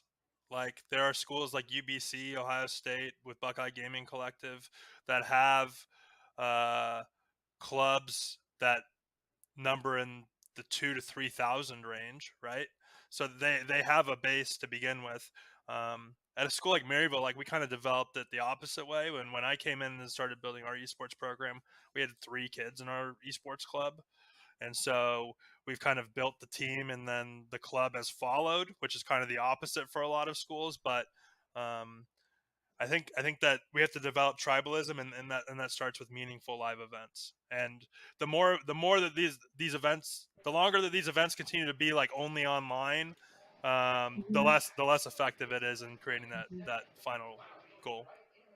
Agreed. Doc, you wrap it up for us, please. I would just say this: clubs ebb and flow based on their leadership. But if all students, all clubs, all groups are given regular and meaningful invitations to come in, use the space, create what you want out of this, then it will continue to thrive despite the change in leadership. I can just imagine that Cincy student group with Chris heavy in the leadership there just being amazing. But there's not always someone with his skill set at the helm. So you just need to be open and look for opportunities to serve, even though it can be more difficult, especially in the scheduling of the space. I know a lot of people that don't like anybody else but the players they're recruited to use their space. As much as we can, if we want to build community, we have to open the space to people that we wouldn't normally see in there and let them do the types of things that they want to do. One more thing, so like on a national level though, if we want to raise the general viewership of all of collegiate esports and not just different pockets, that's a hard one because people watch esports to see people do stuff that they're better than them at, right? So naturally at the collegiate level, we're going to be at a lower level than pro. So it's hard to get people to watch for that reason, but what we can sell are narratives and storylines, matchup histories. And as we start to build a longer history of collegiate esports, I actually truly believe that some of the CLOL storylines are more rich than what exists in Academy and 100%. and the LCS, but no one's really covering it. No one's really drilling down into it. No one's creating narrative content. So I think that that's the key to getting people to care about it. Like if there's a storyline, people attach themselves to it. Yeah. Yeah. I'll add one more thing before we end. The largest organizations on any university campus. This is a very blanket statement. Could be wrong for you. It's right for many. Campus ministry and Greek life are always the largest groups on campus. Why? It's because of the concept of family. Let me explain. With a club or a program, many people identify, oh, I am a gamer, but I am also A, B, C. And usually it's I am A, B, C, and I'm also a gamer. Not everyone is a gamer first and foremost. And you're only going to capture that population if you're promoting purely competitive and purely esports. And so I said food nights and social activities, I'm really stealing from campus ministry and Greek life, because what you want to do to build community at your school is to make it so that the thing that you're doing is the number one thing in the students' lives. Now that's a very selfish thing to say, but it's a true statement. For you to grow the largest community, your community needs to feel that the thing that they're a part of is the most important part of their social campus experience. That's why Greek life is so successful. That's why campus ministry is so successful. And when you treat esports as a program of just competition, practice, and development, that's an outlet. That's not a way of life. Not for at scale. Not when 55% of the campus body at a Division I school identifies as a gamer in some way, shape, or form. You're not going to touch that 55%. You're going to touch 5%, maybe. You're probably going to touch 0.05% or 0.5% at a Division I school. And so what you really need to do. Well, welcome back, everybody. We just got done with a amazing match from the Mountain West Conference. It was Fresno State University to get the reverse sweep against the University of New Mexico. And what better than that than to have an interview with one of our winners on the line, on the screen no less, is Regicide. You're looking good. You're feeling good. Talk to me. How was the win, and was it expected? It wasn't very expected, but it felt good, man. We were able to like clinch it up. I guess we just kept the God mental, and I'm really glad that we were able to bring it back like we were. I like that word, God mental. I mean, sometimes, you know, those comms, they need to be good. That mental needs to be good, of course. But, I mean, I think we mentioned your teammate, Hyena, probably a gazillion times. You saw he was the one scoring, shooting, getting those goals. Was your game plan once he started popping off to just feed the beast? Or how did you guys talk through coming back after those first 2 losses?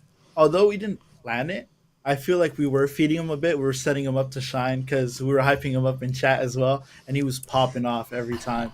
And I think he was really motivated because our coach promised that if we reverse sweep, we get a pizza party. So everyone was going crazy. There is no better pure elation than a promised pizza party. Oh my gosh. Okay, Chixie, you need to start rewarding me with a good cast with a pizza party, okay? keep that in mind for later. For now, I want to talk more about the match, Regicide. Another thing you guys faced in that match, no less than having to pull off a reverse sweep, was demolitions. I think there were 9 demos from UNM in one game. How do you respond to a game like that? I feel like it's just really hard to make sure you like keep your mind straight and you don't let it get into your head. But they were really good with that. I think even in the last game, I got demoed and then I got spawn demoed. So I couldn't even get back into it. But I feel like we were good at avoiding them or trying better as we learned. And I feel like that helped us clinch the series as well. Amazing. Well, of course, I always leave the floor open to you. Do you have any shout outs, any thank yous, mom, dad, teammates, whatever it is, Fresno State, all you, take the floor. I would say shout out to Fresno State, and then I would say shout out to my boyfriend, Brandon, actually. Very supportive dude. But other than that, just the program, I guess, and our coach who's there for us. It was really good. Beautiful. I love the shout outs. And Regicide, thank you so much for joining us for the interview. Congratulations on your win and good luck in the next match as well. Folks, that's right. We still have more matches for you. Next up is Fresno State versus Colorado. So don't go anywhere, folks. Stay tuned. Be right back.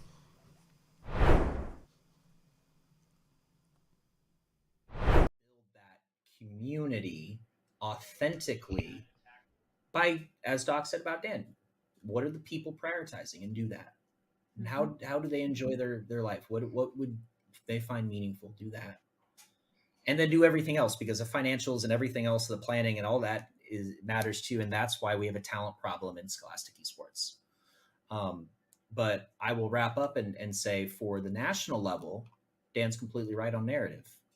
But I'm not worried about that, because the only thing we need to build community nationwide is just time. Mm-hmm. We are 2 generations away from critical mass. And all it takes is that the current generation of students to grow up, get in the professional workforce, and have kids and raise them on the things that they were fans of. It's how baseball grew. It's how basketball grew. It's how rugby and all those other sports grow and sustain. Cornhole grew. But in all seriousness, all we need is time. All we need to do is ensure that our products get better, our opportunities become more authentic, accessibility remains open, and monetization remains enough to us to continue to what we're doing and grow.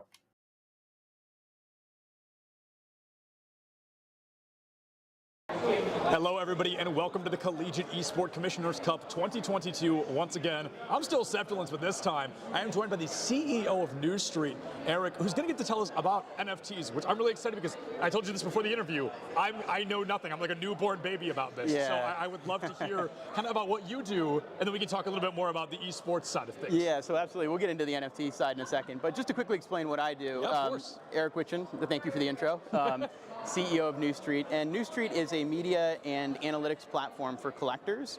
So you can think about it as like the world of collectibles has grown significantly over the last 5 to 10 years. And what's happened is we've had a lot of marketplaces evolve. So places that are going to sell you things. Like if I want to buy a pair of sneakers, I have to go to no less than 10 to 12 websites in order to figure out the best price. So the value proposition for us starts with, as a collector, where can I buy these things on the internet and where can I get the best deal possible? And then furthermore, we add media and insights, sort of like a financial technology company would do, but around things that I personally care about a lot more than stocks. Right. So that's us. Absolutely. So looking at it, NFTs being one thing, esports being the other. Yeah. Where's the link? Yeah. Where's the connection there? So first off, let's demystify NFTs a little bit. Oh yes, please. So first of all, an NFT is the first time in human history that we've been able to prove that something digital is scarce. Yeah. You need to take that in for a second. So basically, we've been creating things on the internet and with digital art and otherwise for many, many years. We're buying in-game items, we're doing a bunch of things, and we've been taught that because you can copy and paste those things, they have no value, right? Enter the blockchain, and the blockchain allows us to be able to prove that something digital is truly owned by one particular person. Sure. So you can copy and paste that thing as many times as you want, is it but like you a don't own it. certificate then? It's absolutely like a certificate of authenticity, certificate of ownership that could represent a digital asset or a physical asset just as equally. Right. There are people playing with this in real estate markets. I mean, so collectibles, is just one of the areas that this thing is interesting in. But in terms of esports, I think it connects very much to. When you think about all the work that you do as a gamer in these ecosystems, what happens if one day this ecosystem, this company that controls this ecosystem no longer exists? All your in-game assets and all the things that you've worked so hard no longer exist too. And so, of course, the primary use case of these assets in ecosystem are going to be within the ecosystem, maybe forever. But it'd be really nice to be able to pull them out of the ecosystem, own them separately. And so if those companies are foregone, go by the wayside someday, you still have these things to say, hey, I used to play this game. Right. It was a lot of fun. And so that's really where I think the value comes in. Okay, so that's preservation of value, so to speak. Yeah, so that's a great kind of segue into the other part. You've got all these positives, so people that are looking at it, they're kind of shaking their head a little bit. They're like, oh, this is going to be damaging. This can be harmful. What is kind of the counterpoint to that, I guess? Of course. The counterpoint is that I think the misperception is these NFT games are coming to take gaming away from gamers or the fun out of games. Wow. And the fact of the matter is that's like a lot of the current NFT gaming is more of a replacement for casino gambling than it is for anything else. Sure. I mean, these are not meant to be competitive with the games that you guys are playing here, and shouldn't be seen as such. So it's almost like two completely different industries. Okay. The graphic engines and all the things that are behind the scenes on these things, they're just not there yet. I mean, if you look at it looks like some of these look like Minecraft 10 years ago. Right. But that being said, really, it's the connectivity to economics, to the rest of the web and whatnot that makes a lot of these things really more interesting. Sure. And those things haven't even happened yet. Sure, yeah, absolutely. So it's to kind of pull us away from the esport back to the NFT kind of topic. And you and I did discuss this a little bit before the interview, is people are often talking about how NFTs can be damaging or harmful to kind of the real world, literal environment, the environment definitely, itself. So what is kind of, for somebody, compared to me who knows nothing, someone who actually knows what's up with NFTs, what's the stance on that? Yeah, so absolutely. So it's one of the most strongest negatives about NFTs right now is the carbon footprint that these blockchains leave. And just to get not too technical, but just to talk really quickly through it, there's these things that essentially are used to confirm transactions. It's called a consensus mechanism. Okay. Essentially, it's how do you prove that the ledger is accurate? That it happened, right? And so Bitcoin and Ethereum currently use this thing called proof of work. Okay. And that uses a lot of energy, tons of energy. I mean, energy of small countries. So I do agree that on a per user basis, the electricity that's being used right now by the network is absolutely higher than it should be. That being said, Ethereum in particular is going through a change this year that's going to reduce the emissions by something like 99.5%. Wow. So it's really like, it's kind of like one of those things that is a current problem, but that problem gets solved really quickly. Right. And I sometimes question the areas that these narratives come from. Because when you think about it, right, like negative narratives tend to come from industries that... Well, we are back with the Mountain West Conference here on Esports U. Just finished hearing from Reg's side on Fresno State University with that reverse sweep win over University of New Mexico. Now they are back in action to head up against their new opponents of Colorado State University. Chicksa, this seems to be another pretty good challenge for Fresno State. Absolutely. I did a little bit of digging because, that's also our jobs in the background.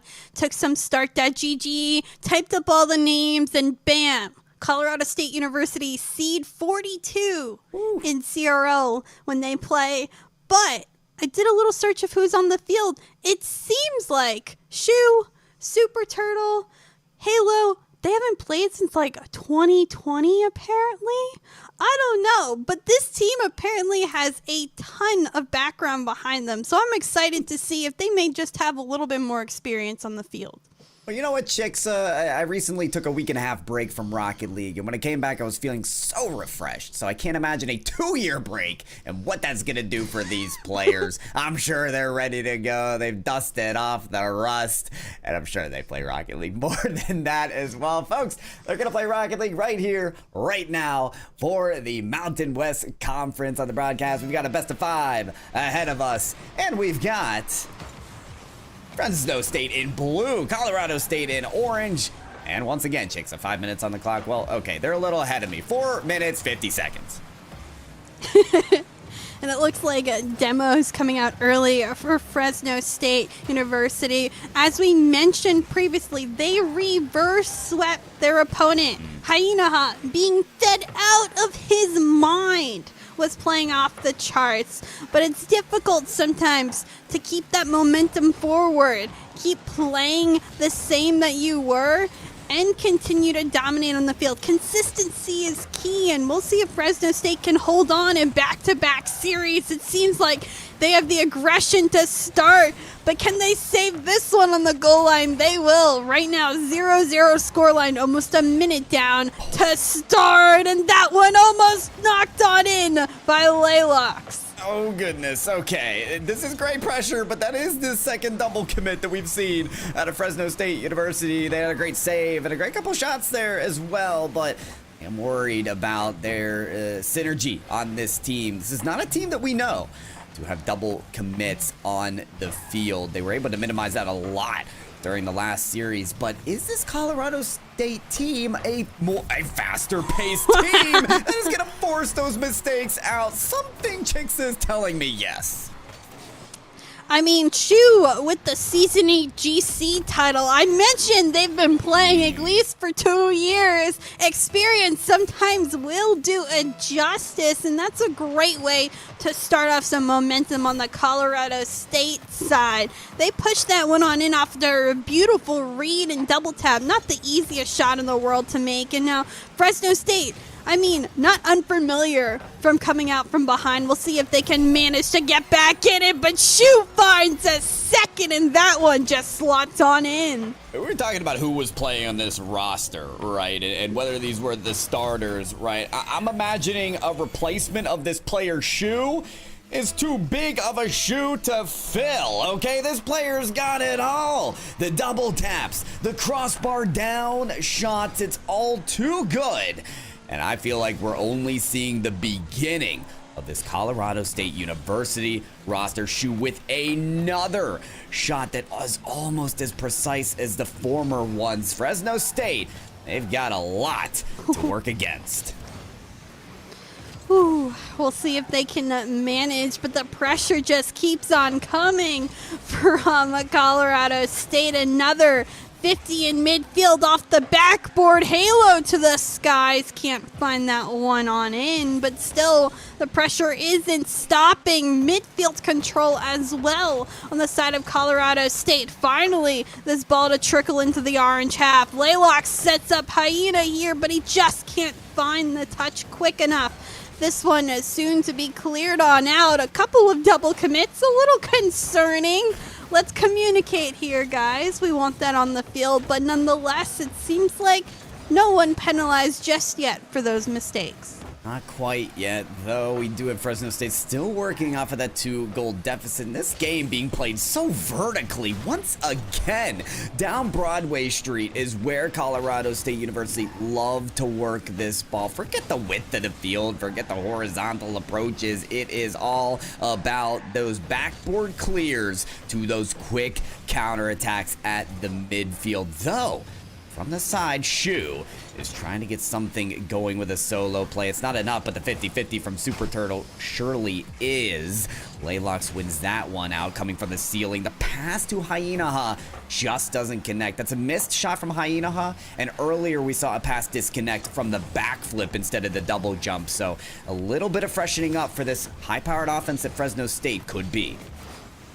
I think it's, again, consistency. I mentioned it earlier. Sometimes it's hard to win back-to-back games. Super Turtle just Supermaning here. He ate his Wheaties, way too powerful. Wins this 50, dunks it on in, follows it up. 3-goal lead for Colorado State, and it looks like they are not stopping. And why stop now? Pedal to the metal at this point. If you've got the confidence, if you've got the talent to do it, then so be it. One thing that we haven't spoken enough of is these 50-50s are those challenges. They're played so proactively by the Colorado State players. You could tell that players like Super Turtle have that presence of mind, have the awareness to play for the next touch. And despite all that, these players have to weather a whole slew of demolitions. I think we're averaging maybe 4 players on the field at once rather than the typical 6.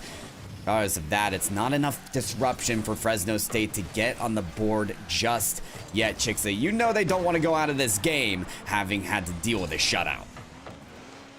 Absolutely not. And with time, it will only tell us all of our questions. Regicide trying to set up, but the finish isn't there. Fresno State looking nervous, scared even, may I say. At this one, Colorado State has given them a lot to think about, and now they're trying to make opportunities, I think, a little bit too late. 10 seconds left on the clock. That's a great setup.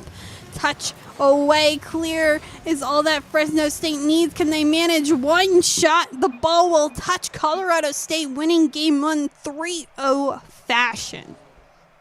All done from Colorado State University, that 3-0 fashion. It looks to be the way that they want this series to go as well. A short best of 5 is what they're ordering up, but will Fresno State accept that prescription? I don't know. From what we learned from their last match, they're able to weather long defensive standstills. The rotations are great, but Chicksa, what I'm noting about the unique offense from Colorado State is they don't need long offensive possessions. No, they just need quick counterattacks. These breakaway plays from the backboard clears to the redirects in the midfield are breaking down Fresno State's defense before it can even get started. I think the experience just plays in hand, and there might be a little bit more mechanical ability on the side of players like Shu, who can just outplay in one-on-one opportunities. And as for Super Turtle, he may not have the mechanics, but he has the ability on the 50s to win out in those one-on-one situations. So right now, when it comes down to one-on-one, Colorado State wins them. As for Fresno State, we saw them winning the team plays. They need to tap into that again, find those passes, and get going. Team plays could sort out to win for Fresno State and get something on the board because it's still drought season for them. No goals here.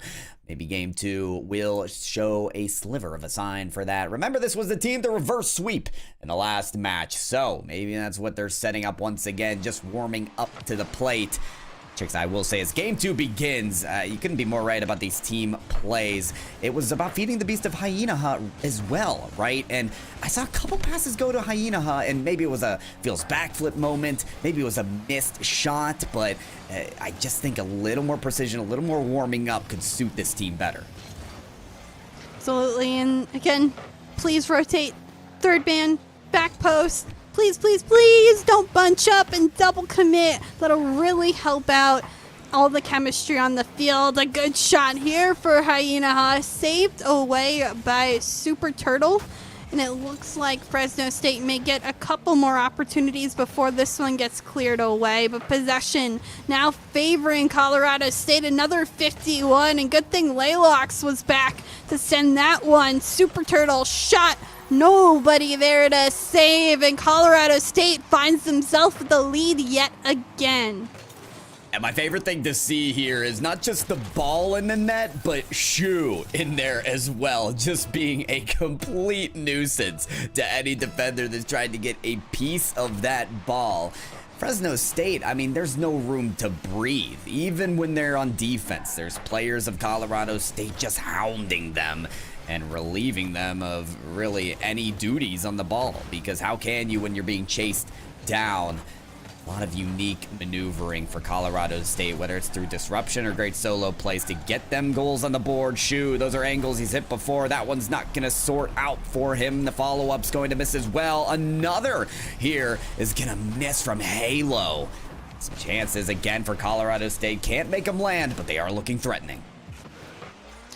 Halo to come on through just a little late. Laylox can't find the ball upfield quick enough, and it'll be a reset for Fresno State. This is the best chance that we've seen for them on the orange half. Flip reset is what Laylox is looking for, but doesn't find the greatest. Gets a bump though, and Regicide only needs to put that one on target to find the tying goal. This is so picturesque of what we've needed to see, I think, from Fresno State, right? There's the flip reset, which, of course, it doesn't scoop the ball. It doesn't really get it to the destination as quickly as maybe they were hoping for, but the outsmarting, the outwitting from this team, and the chance to make the moments count have worked out for their squad. That one, unfortunately, does go the other way. Shu positioning for the dunk on that air dribble. Couldn't make the ball land, but finally we see that first goal from Fresno State. We're starting to see the response come in tenfold. There we go. Laylox adds to the counter. I'm seeing a change in how Fresno State is playing. It's no longer Hyena that needs to be fed. In fact, I think he's making the best saves and the best reads to challenge Colorado State on the offensive side for them. So he needs to stay more third man. In this case, it's Regicide and Laylox upfield pressuring and just getting bumps and demos. Not the crazy accuracy shooting that we saw earlier from Hyena, but a different strategy and leaving Hyena back to indeed find those saves. It's interesting to see this team adapt, but I think it's working. In fact, I know it's working, that they now have that lead and are getting a little bit more pressure the way that they would like. Oh, Regicide was next up to that shot, but got bumped out of the way. A wonderful fake, forms into a flick, and if it's past the third defender, it'll be in! There you have it, exactly what you asked for, Chicksa. Regicide and Laylox teaming up to get the shot through. Did I call it or did I call it? I gotta say, I'm reading these players pretty well from the booth, but that's what you like to see. You're able to read and see those changes, and those changes make such a big impact. And now, with 2 minutes left, they have a 2-goal lead.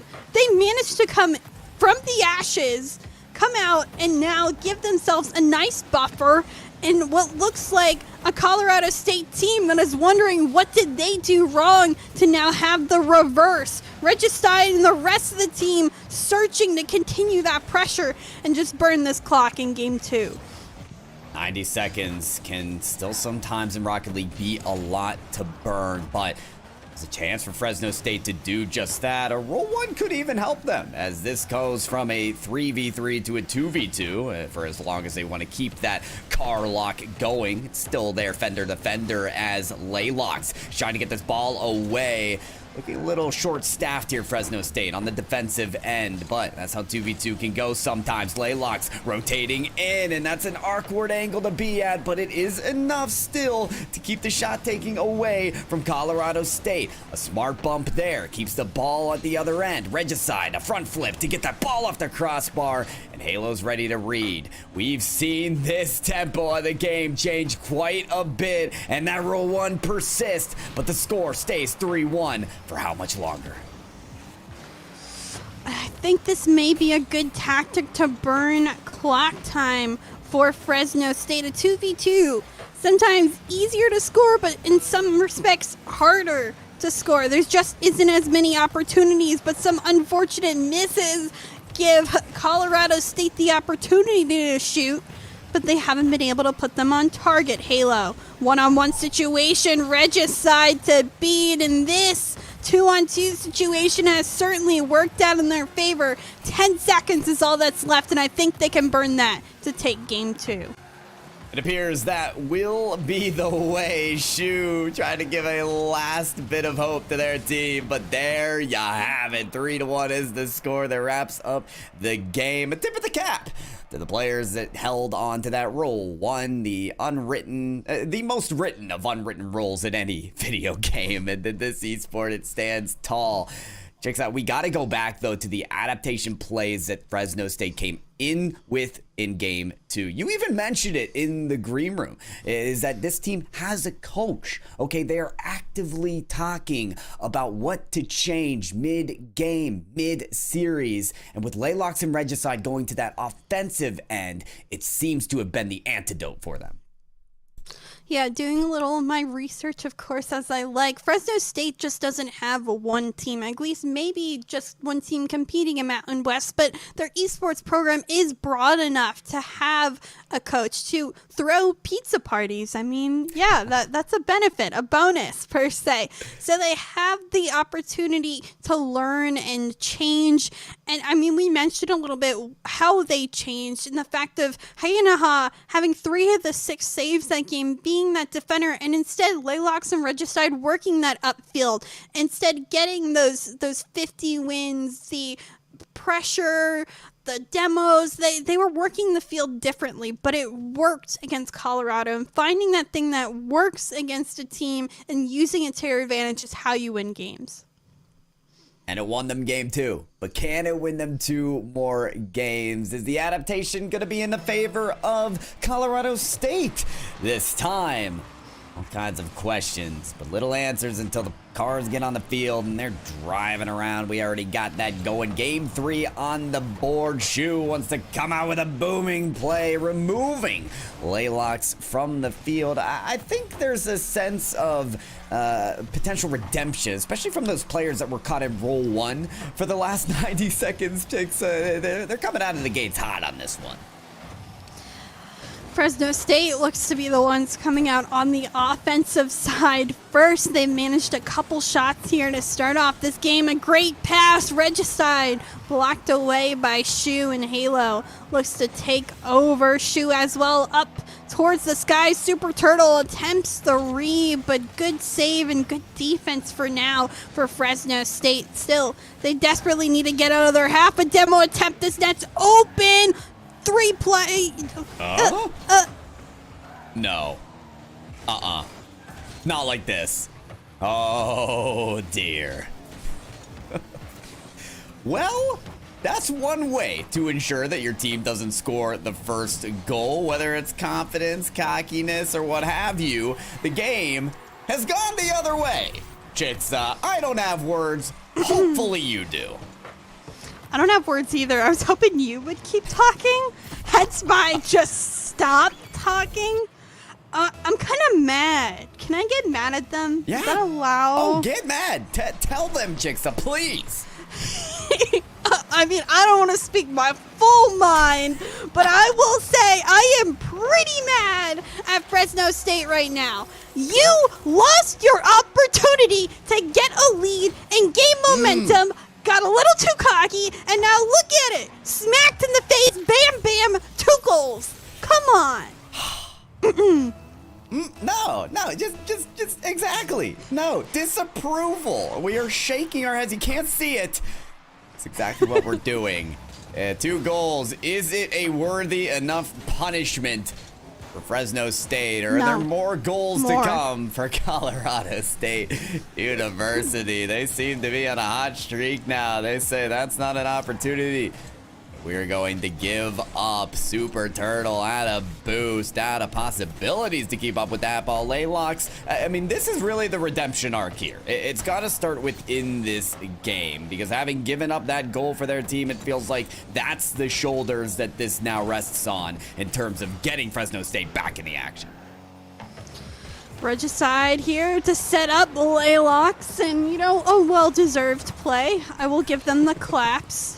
Great upfield pass, but that still doesn't change me being mad, because this could be a very different game. This isn't 1-2 down behind. It could have been 2-1 up or possibly more. But it's nice to see that they come back. They have that God mental, as Regicide said in the interview, and hopefully they can come on through and tie this game back up. It only makes it that much more interesting, but please don't miss opportunities that you are handed. Please. It is a For request. the love of Rocket League. It's a request that I hope is accepted here for Fresno State. They've been able to come away with a goal here, and you feel like after a moment like that, this is a team, you know, with that God mental, with that pizza party ahead of them, that just improves the tempo, or improves the communication of this team. You know, this is a squad that can potentially laugh that off and kind of encourage themselves to shape a better future for themselves. That could be the case here. 2 minutes remaining and a goal under the belt of Fresno State. They're trying to get a little more offense running. Hyena, not afraid to get the bump, the demo, take anybody else out that could be there to defend the shot. Fresno State, they've worked their way back to where they started. You know what? It's working. I don't know if they did it, but they've managed to come back through, and I'm happy to see it. They have really brought the aggression through on those bumps and demos, and Colorado State hasn't been able to adjust it. This is the third, fourth, fifth, I think, bump attempt at least, and still the shots are coming through for Fresno State. Can they, may I say, find another? Laylox thin and out. He gets the third, and they now have a lead. This is dangerous. This is a player now, Laylox, who we've seen confidence turn to cockiness, maybe back to whatever it is, they're on fire. We saw this last series from Hyena. Now we're seeing it from Laylox. And once a player from this Fresno State University got hot, they never stopped. In fact, those flames just came into an uproar, into a bonfire, as we described it earlier, until their opposition was extinguished. So, will they be able to hold on to this lead? 3 goals in a row to maybe take the lead in the match. There's a little bit of disruption play on the goal line for Colorado State. They're trying to take a little bit of strategy from Fresno State to work out, but only 60 more seconds could define the fate of this game. I mean, steal the playbook. Bumps and demos do work, but what I can say right now is Fresno State still managing to stay the more offensive one. Not shot count wise. In fact, they're even for both teams. 9-9. Saves even on both teams. 5-5. The only different stat is the goals. 3 on the side of Fresno State, 2 on the side of Colorado State. And now they need that third. That third will bounce off the post and out. And with 25 seconds, Panic seeking in for Colorado State. Super Turtle looks to bring it in himself, but instead challenged away. Halo, the setup. Follow up here for Shu, just off the post and out. This is a runaway. Regicide, put it on target, please. Thank you. Thank you. It's in. Regicide finds the 4th goal, the cherry on top. They have a 2-goal buffer. I think they take this game.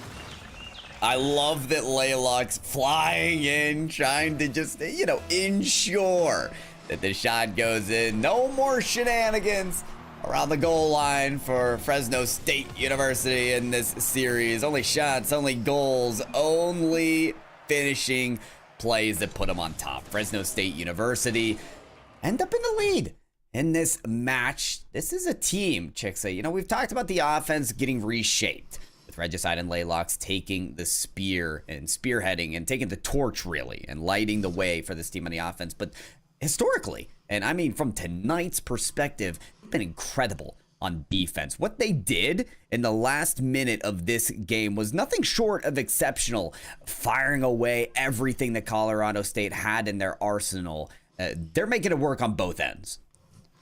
I mean, they shut him out after those 2 back-to-back goals, essentially. It's like, okay, we fold around, back in business sort of deal, and they managed to come back through. So, again, I think they have that God mental in some sort of way. Fresno State, I was a little concerned for them. Very concerned for them, in fact, at a point. But they come back through, and I'm happy to see them clicking now as a team again and on match point all of a sudden. All of a sudden on match point. We're not used to this. It's usually a reverse sweep. It's usually game 5 that they're on match point. But no, game 4, they're awarded just that.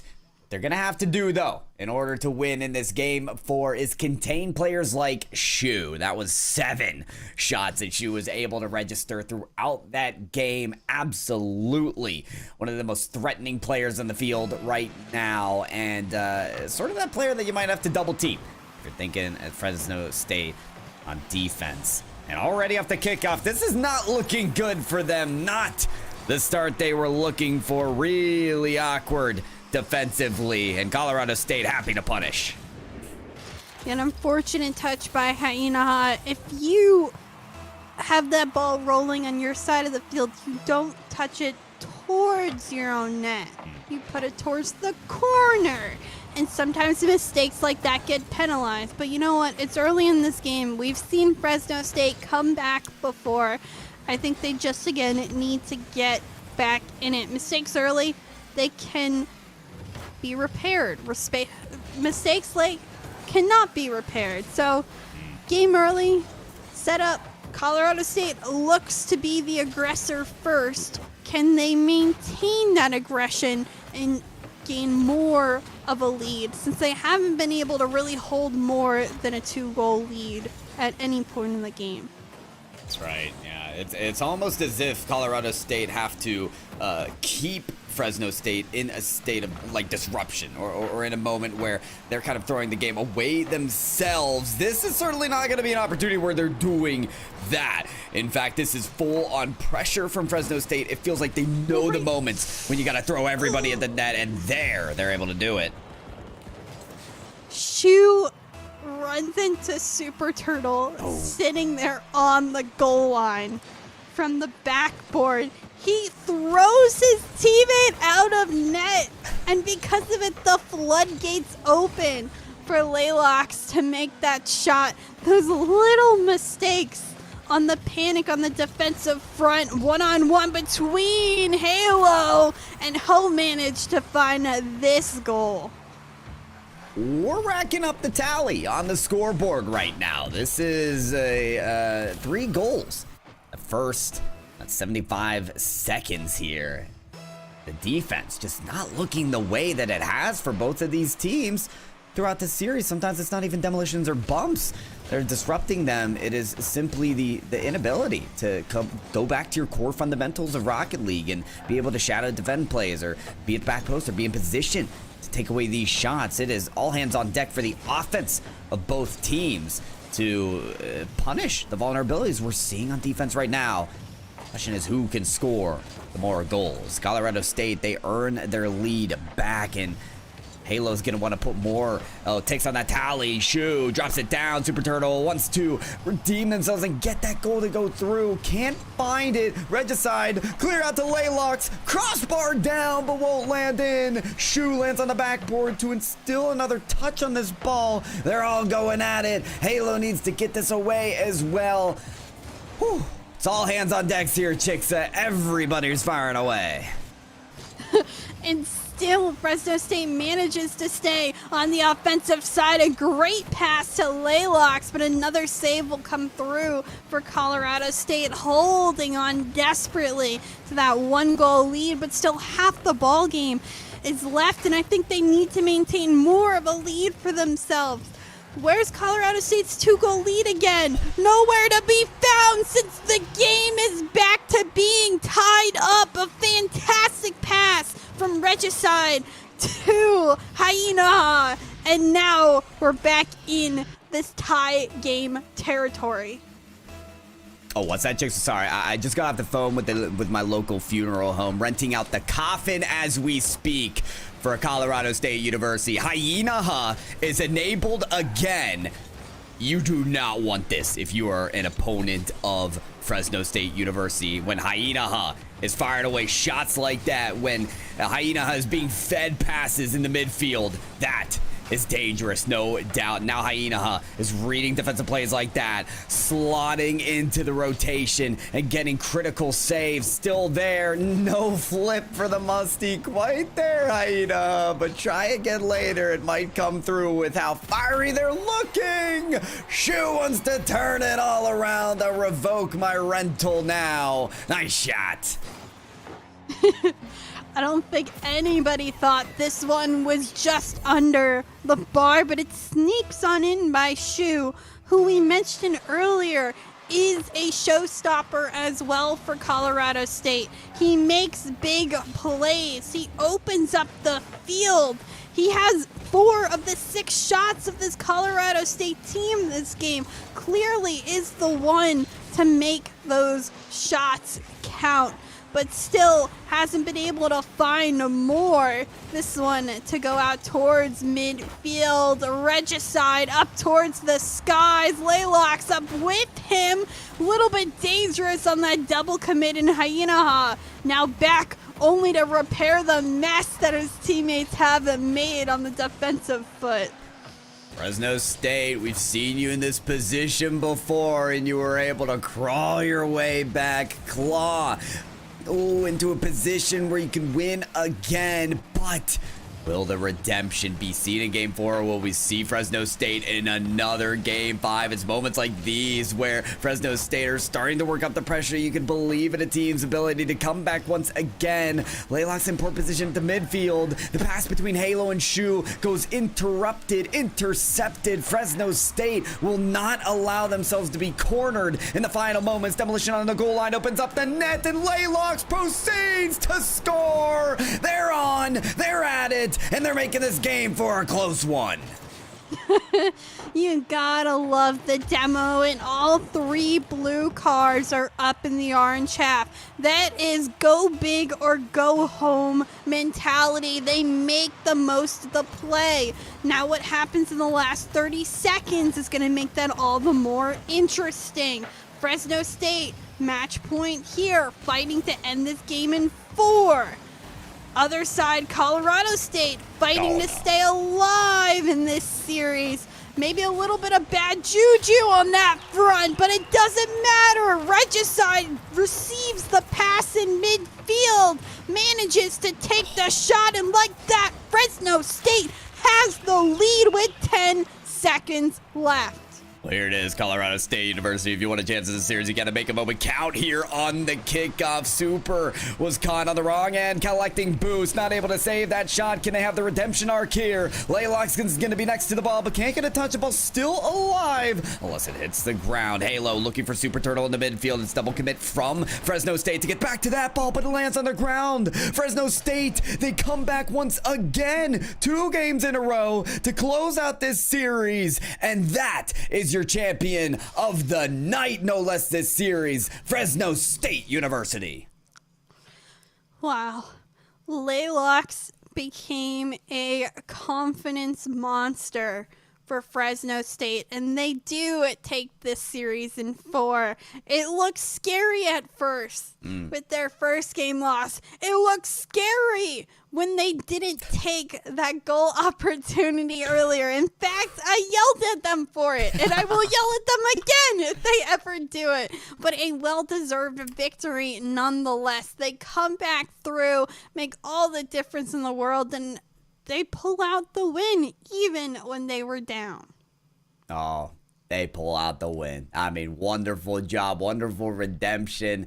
Fresno State University, you heard it here first. Our first broadcast on Esports U for Mountain West Conference, and this is the story to behold. It's a call across all the mountain ranges. Fresno State is a university and a team to behold, to be weary of. Folks, We'll still get an interview after this match. It's one I'm very much anticipating, so let's send us to a break now. We'll see you very shortly.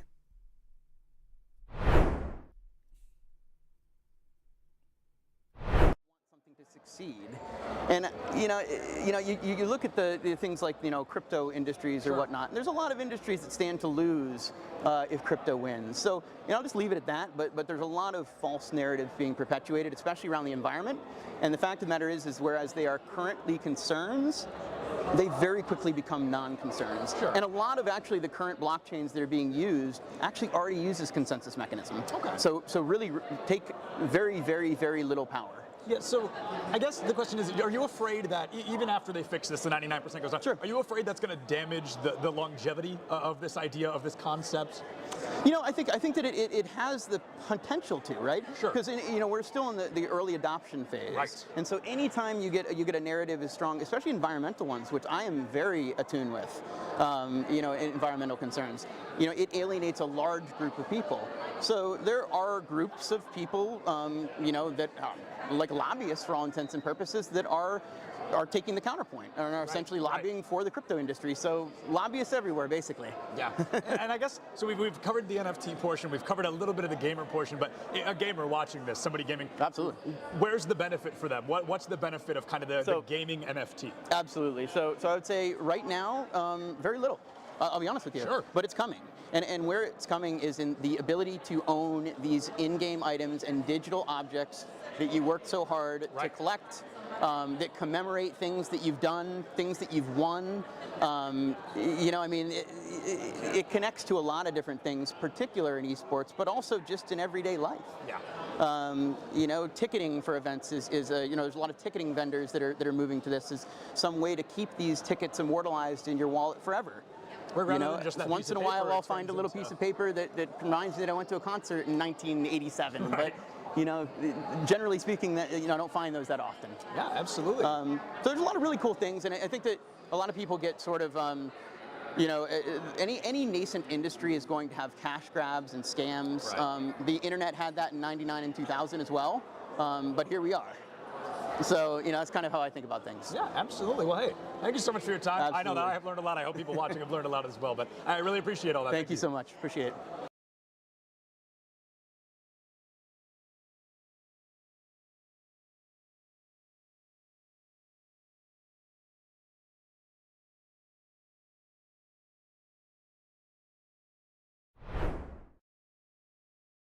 First, can you just tell me a little bit about yourself? Hi, so my name is Caitlin. I'm a part of Farmingdale State College's esports club. I am captain of the Valorant Green team.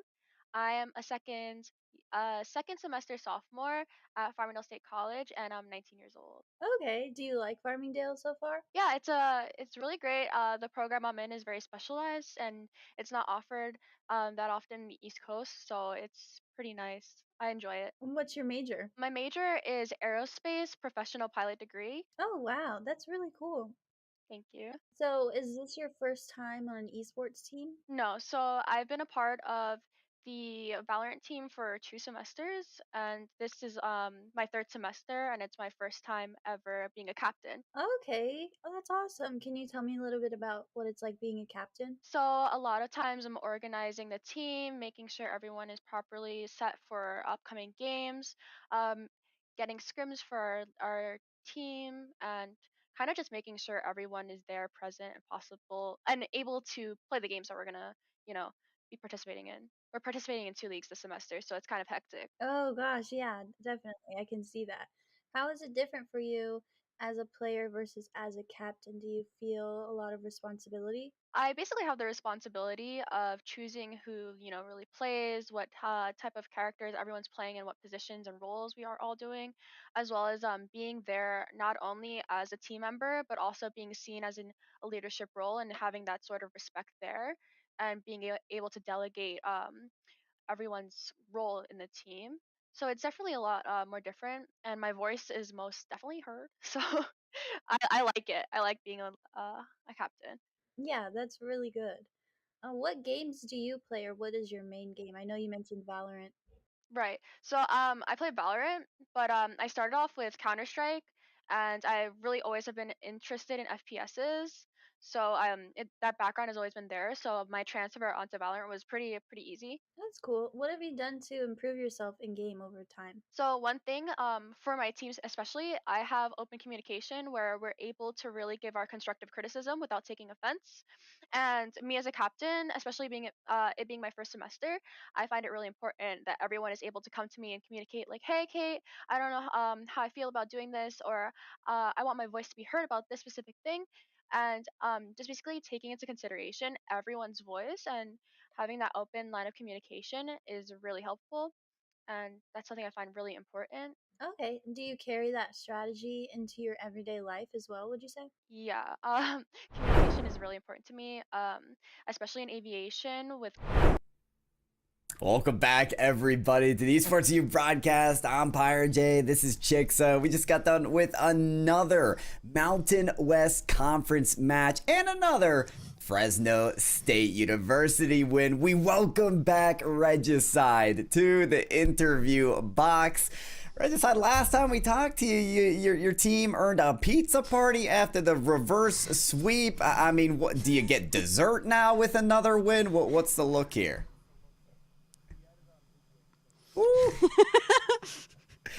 Booyah.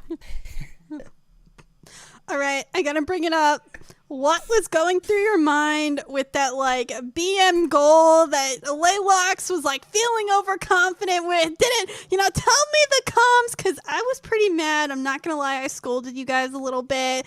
What happened in the room?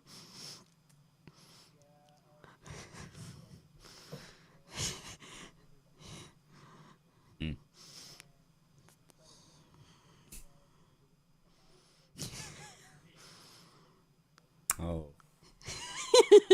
I mean, listen, after that play, I can understand it. But after the whole series, Laylox definitely did some stepping up. And you know what? Give him at least maybe a sip of yours. I don't know, Regicide. That's all I got to say. But hey, on a more serious note, I mean, this is really exemplifying a streak of dominance from your guys' teams. You guys have adapted mid-game, mid-series. You've taken on two extremely strong foes, even from the likes of players like Shu. What does this mean for the rest of your guys' season? I feel like this is a huge boost of confidence, of energy, and could mean for a very successful journey down the road.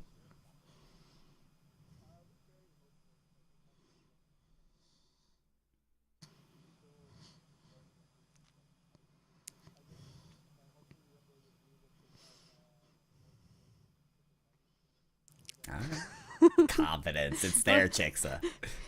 Northwood's a tall opponent, being in the booth and watching them play. But I mean, I like to see that you guys are looking ahead. It's a great mentality overall to have a goal in mind. But as always, I like to leave the floor to you. Any different shout outs and maybe some words to your opponents that you'd like to say? Are you coming for somebody? How do you guys feel at the end of tonight?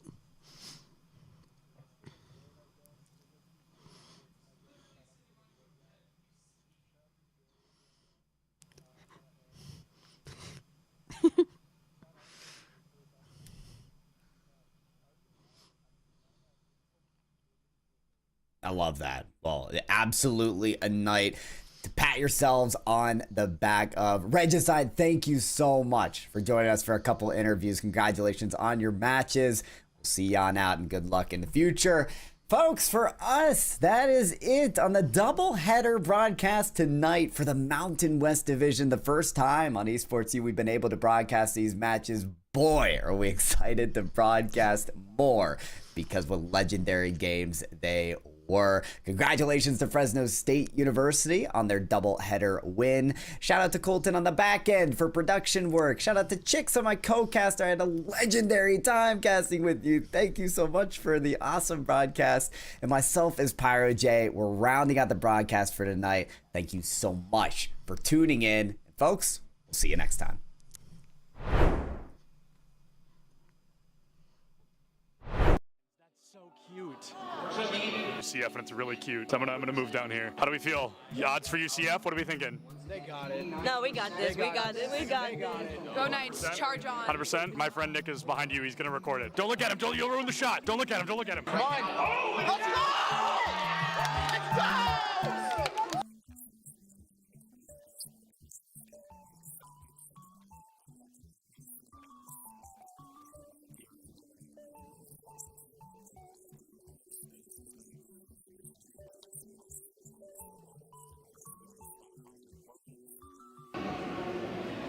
My smile's probably really creepy. I was just being weird. Oh, I love being in the shadows, though. Big shout out to the shadows. We could interview Dilly just because I think he's handsome. You weren't supposed to hear it. Here's the thing about the event. I'm the greatest that's ever lived. Literally true. I know him. I think everyone knows that. I think everyone's aware of that. Hey, do you have a VIP access badge on? I actually have an all access. Oh, an all access. I thought it said VIP access. And that's only available for the best. That's true. He's right. That's a main stage TO right there. If this goes live, I'm suing everybody. It's all right. A video of me, the first clip is me saying, don't put that in. And then it was the first, cut the cameras. Oh, you're recording already? Great. So this is this is Bay State versus UCF. I believe something that we saw yesterday on day one of the tournament, but instead we're gonna have that run back here. I think they're fighting for a spot in Grand Finals. Anarchy, one of the best Greninja players in the United States, currently struggling against a Terry. Terry notorious for that DLC privilege, being a very strong character with some very strong abilities. Greninja, not so much, considered one of the weaker characters in the game. A Falco player, one of the best in the United States, and he just got spiked by a Terry. Same Terry that took out Anarchy literally minutes ago. UCF still up by 2 stocks. This guy is looking to rip this team apart single-handedly. That is, nuts, to say the very least. Absolutely absurd. That was a disgusting spike. I cannot believe that happened. Will you hold the microphone so I can sign this? Sorry. For context, he's got a fan. He's actually signing something. He's so excited. What was it like to not hear my voice for 2 minutes? For 30 seconds maybe, what was it like? Probably bliss. I was signing a mouse pad, which is really cool. I've never done that before. Nobody's ever asked me for a signature, so I'm gonna start blushing, but I'm really excited about that. And then he wants a picture. Can you take a picture of us? I said, is it bad? She went, no. I'm gonna go ahead and take that as a yes.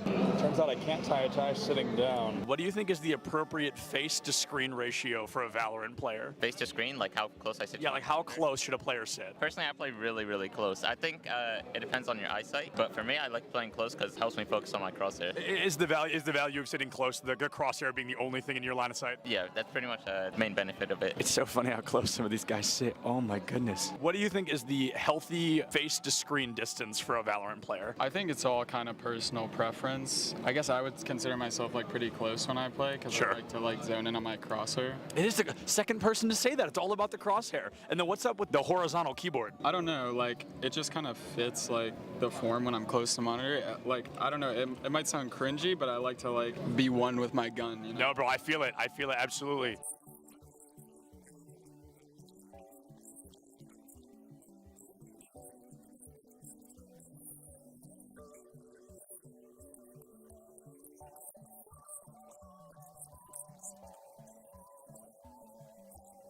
What is going on, everybody? I am here with some UCF fans. How are we feeling about UCF?